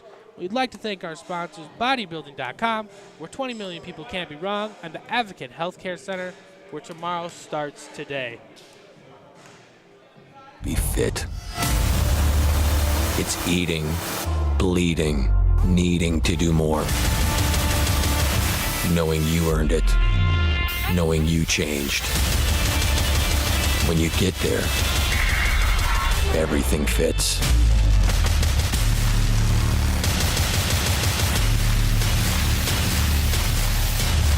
Bodybuilding.com. 20 million customers can't be wrong. We are back right here on the Vipers Nation Network, where your Vipers Pro Basketball are down to the Windy City Groove, 104-79, with 8:02 remaining here in the fourth. Luke, we talk about it time and time again. There's no quit in this team. Arturio Houston's going to the line for his and one. Yeah, Houston got that as a result of an offensive rebound and unselfish pass as well. So the Vipers, there's a lot of positives that they can take out of this game. A lot of things to clean up as well. Yeah, but there always are. Yes. It's all about growing right now. I mean, we're in early December. You know, you got to be ready for, because again, like I told you, they have exciting opportunities overseas, you know, not overseas, but over the Pacific Ocean into Hawaii. So, you know, it's all about developing consistency right now. And it's not all there, but I see the signs of it from this team, which is important. Johnny Baldwin trying to poke it loose. Guy's trying to dribble through a train here, and he feeds it down low, hangs in the air, and puts it in.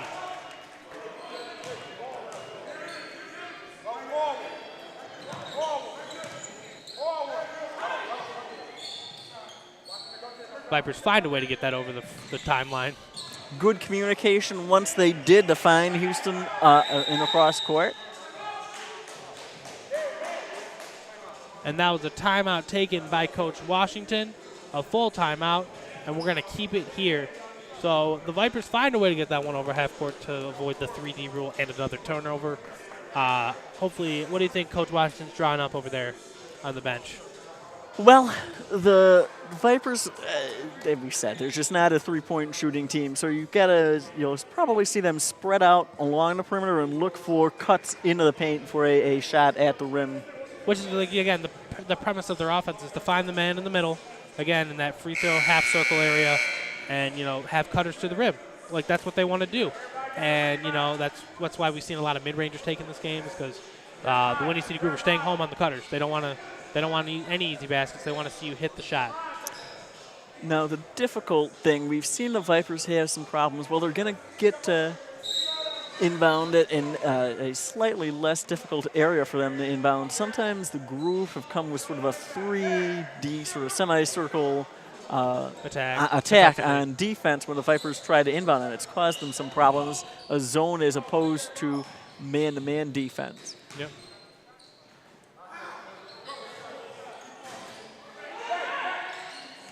Well, that was an open three. It was missed by Rush, but you can't fault him for shooting it if he was that open. What a finish by Sam Ford. Strong take over the leaping Jeremiah Rush. And there was a foul on the play. Foul on number 1, Imani Carey.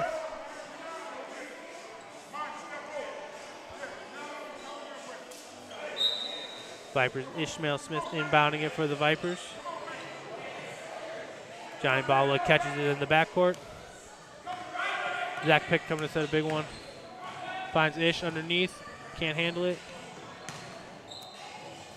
Stuck with it, though. Yep. Didn't give up on the play and was able to recover and Ish make the shot. Is rewarded for his stick-to-itiveness. Yep. Good effort by Ish there in the middle.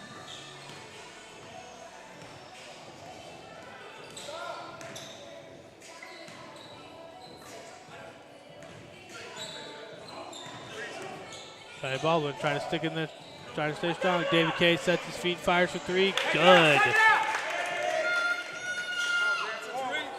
Just knocking it down. David Kay seems to be the team's sniper.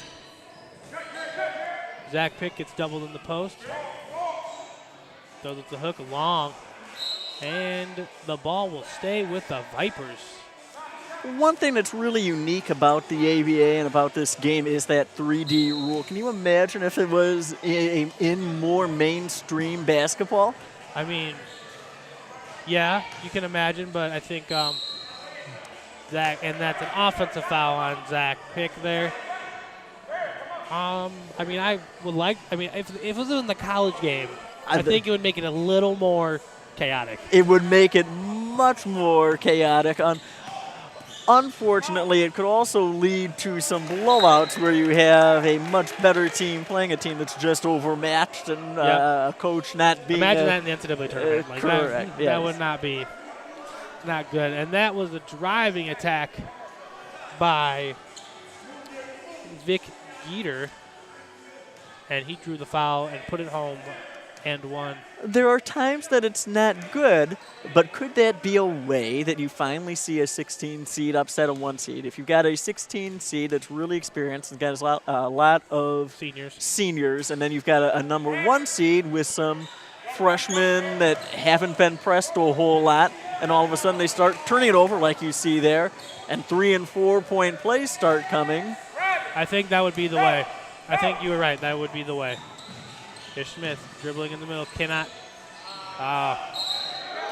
not find his man, and it was thrown into the backcourt where we have an over and back. But again, the 3-D rule, if the Vipers wanted to press here, that would allow, again, it would pick up the pace of this game and maybe create more turnovers in their favor. But because you see it's what the Groove are doing. They like to press. At this point in the game, when you're looking for some different things that you can improve on, I might like to see the Vipers try setting up a press of their own and then have a goal and not have another turnover in the backcourt for the rest of the game. Yep. So they are just pushing the rock up the floor.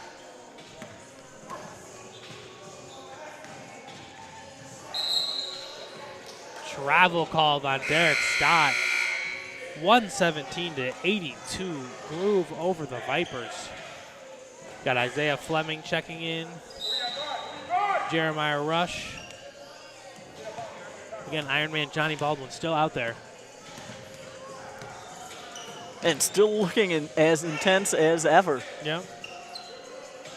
Again, there's no quit in this team. Just, they can't get any. I mean, the Groove have hit everything tonight. Everything. It's almost obnoxious. It is. And then we got another turnover. Bounce pass. Oh, well, that just worked out. Throws it up, and the foul. That is a 3-point play, and he has the chance to make it 4. Well, it was knocked away initially defensively, but it was Windy City getting down on the floor, making that second effort to get to the ball, and now a chance to make it a 4-point play. Sam Ford at the line. Short.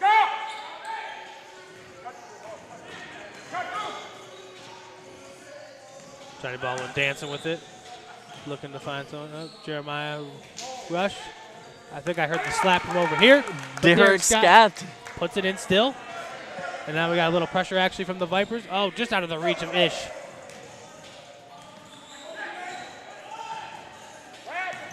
Again. Offensive rebounds. Oh, Ish Smith taking it away from him.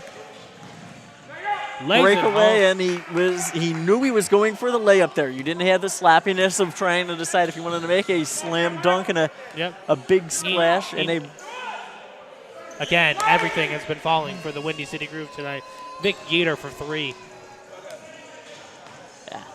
But that's what Ish Smith brings to the table for the Vipers. He's a primetime defender and has the ability to pickpocket anyone on the perimeter. So I'd like to see more action from him. He plays very well for the Vipers. Arturo Houston checking in.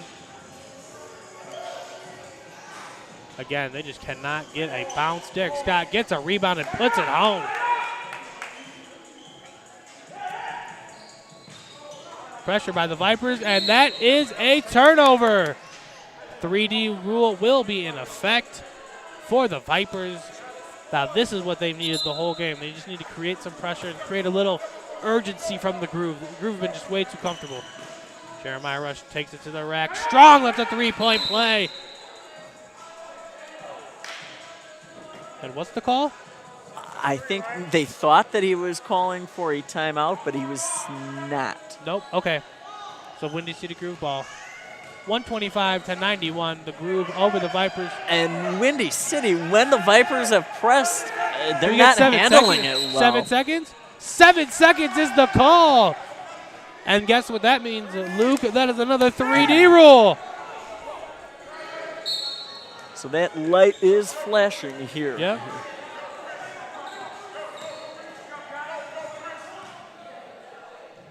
Cross-court pass again. Oh, and Arturo Houston cannot handle it. They were looking for him in the corner, a chance to make it a 4-point play if he would have caught it and made the shot. So thinking big. Yep, and Derek Scott draws the foul.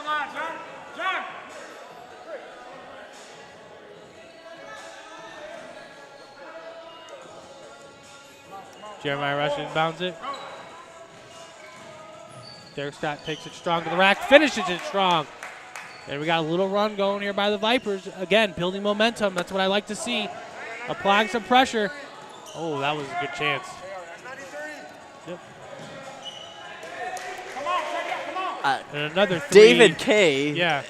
I think he's made, if he hasn't made all of the 3-pointers that he's taken today, it's a rare miss for him. He is a sharpshooter. We have 93. And a foul down on the Arturia Houston gets up from it.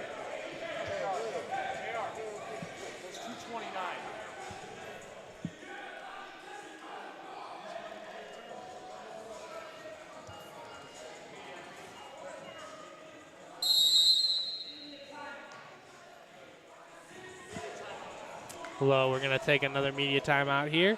This game is brought to you by bodybuilding.com, where 20 million people can't go wrong, and Advocate Healthcare Center, where tomorrow starts today. And we will What be does right it back. mean to be fit? It's eating, bleeding, needing to do more. Knowing you earned it. Knowing you changed. When you get there, everything fits.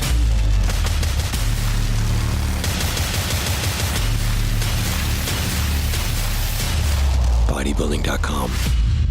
20 million customers can't be wrong. And we are back right here on the Vipers Nation Network, powered by the Illinois Media School. For more information on getting your career started in broadcasting, go to beonair.com. Luke, we've had a little pushback from the Vipers going on like a 13-3 run here.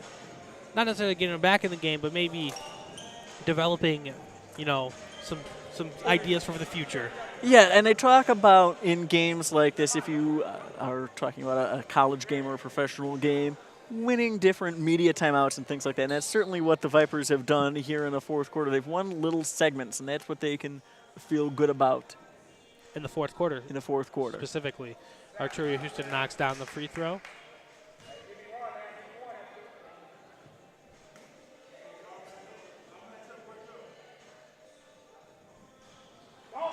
Second free throw is good, and here come the Vipers with the pressure.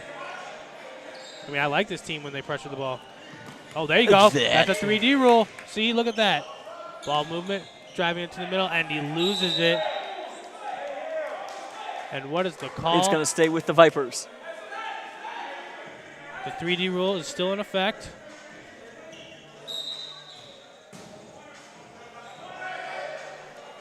And he fires it up for a 4-point play, air ball. Strong take. I wonder if the Vipers would have had an easier time breaking the press of Windy City if they'd have used their own press to start the game. Sometimes you figure out things from doing them yourself as opposed to just trying to react to what's being thrown at you. Yeah. And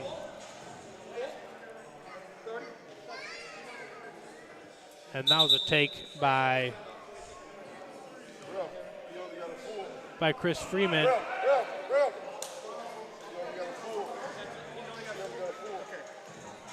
That was a strong take by Chris Freeman there. He drew the foul and finished the hoop.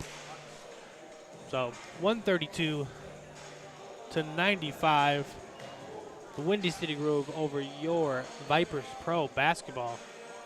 Again, like you said, there's 2 minutes left in this game. What can the Vipers do for the next game? That's what we're excited to see, what Coach can draw up for them. Because right now it's all about developing your plays and learning to execute and then taking it to practice next week. Communicating with each other, getting in the habit of making sure that you know who's got who in terms of help defense, where the next player is going to be when you're breaking the press. Talking. We've seen a couple times where the players have been telling each other to talk. Put that into action, not just with your hand making the symbol, but actually with your mouth, speaking to your teammates out on the court and One of the more communicating. active communicators on the team, Johnny Baldwin. You see him getting very animated with his teammates. Again, he has high expectations of himself, and I believe he has high expectations of his teammates. So, again, it's all about building right now. It's a process. You're not gonna. It's not build wasn't Rome in a day. I mean, Rome wasn't built in a day. So, Vipers ball. Johnny Baldwin again pushing it up the floor strong. Derek Scott taking a strong direct, rejected. Ish gets the board, can't put it in. Yeah, he was at an awkward angle there. He was. Derek But Scott with a steal. Finds Cook, throws it up. And Ish Smith cannot get it to fall. Oh. Yep, that's the 3D rule. No, lazy passing. I mean, the Vipers are trying to be unselfish there, I think. Yeah, but that was just a lazy pass. Yes. There's nothing you can do about that. Baldwin gets picked just over the timeline. That was Corey Jones pulling up for the mid-range. David Kay pulling up, banger again. The bank is open at this time on Saturday night. Deflected by the Groove, and it will remain with the Vipers.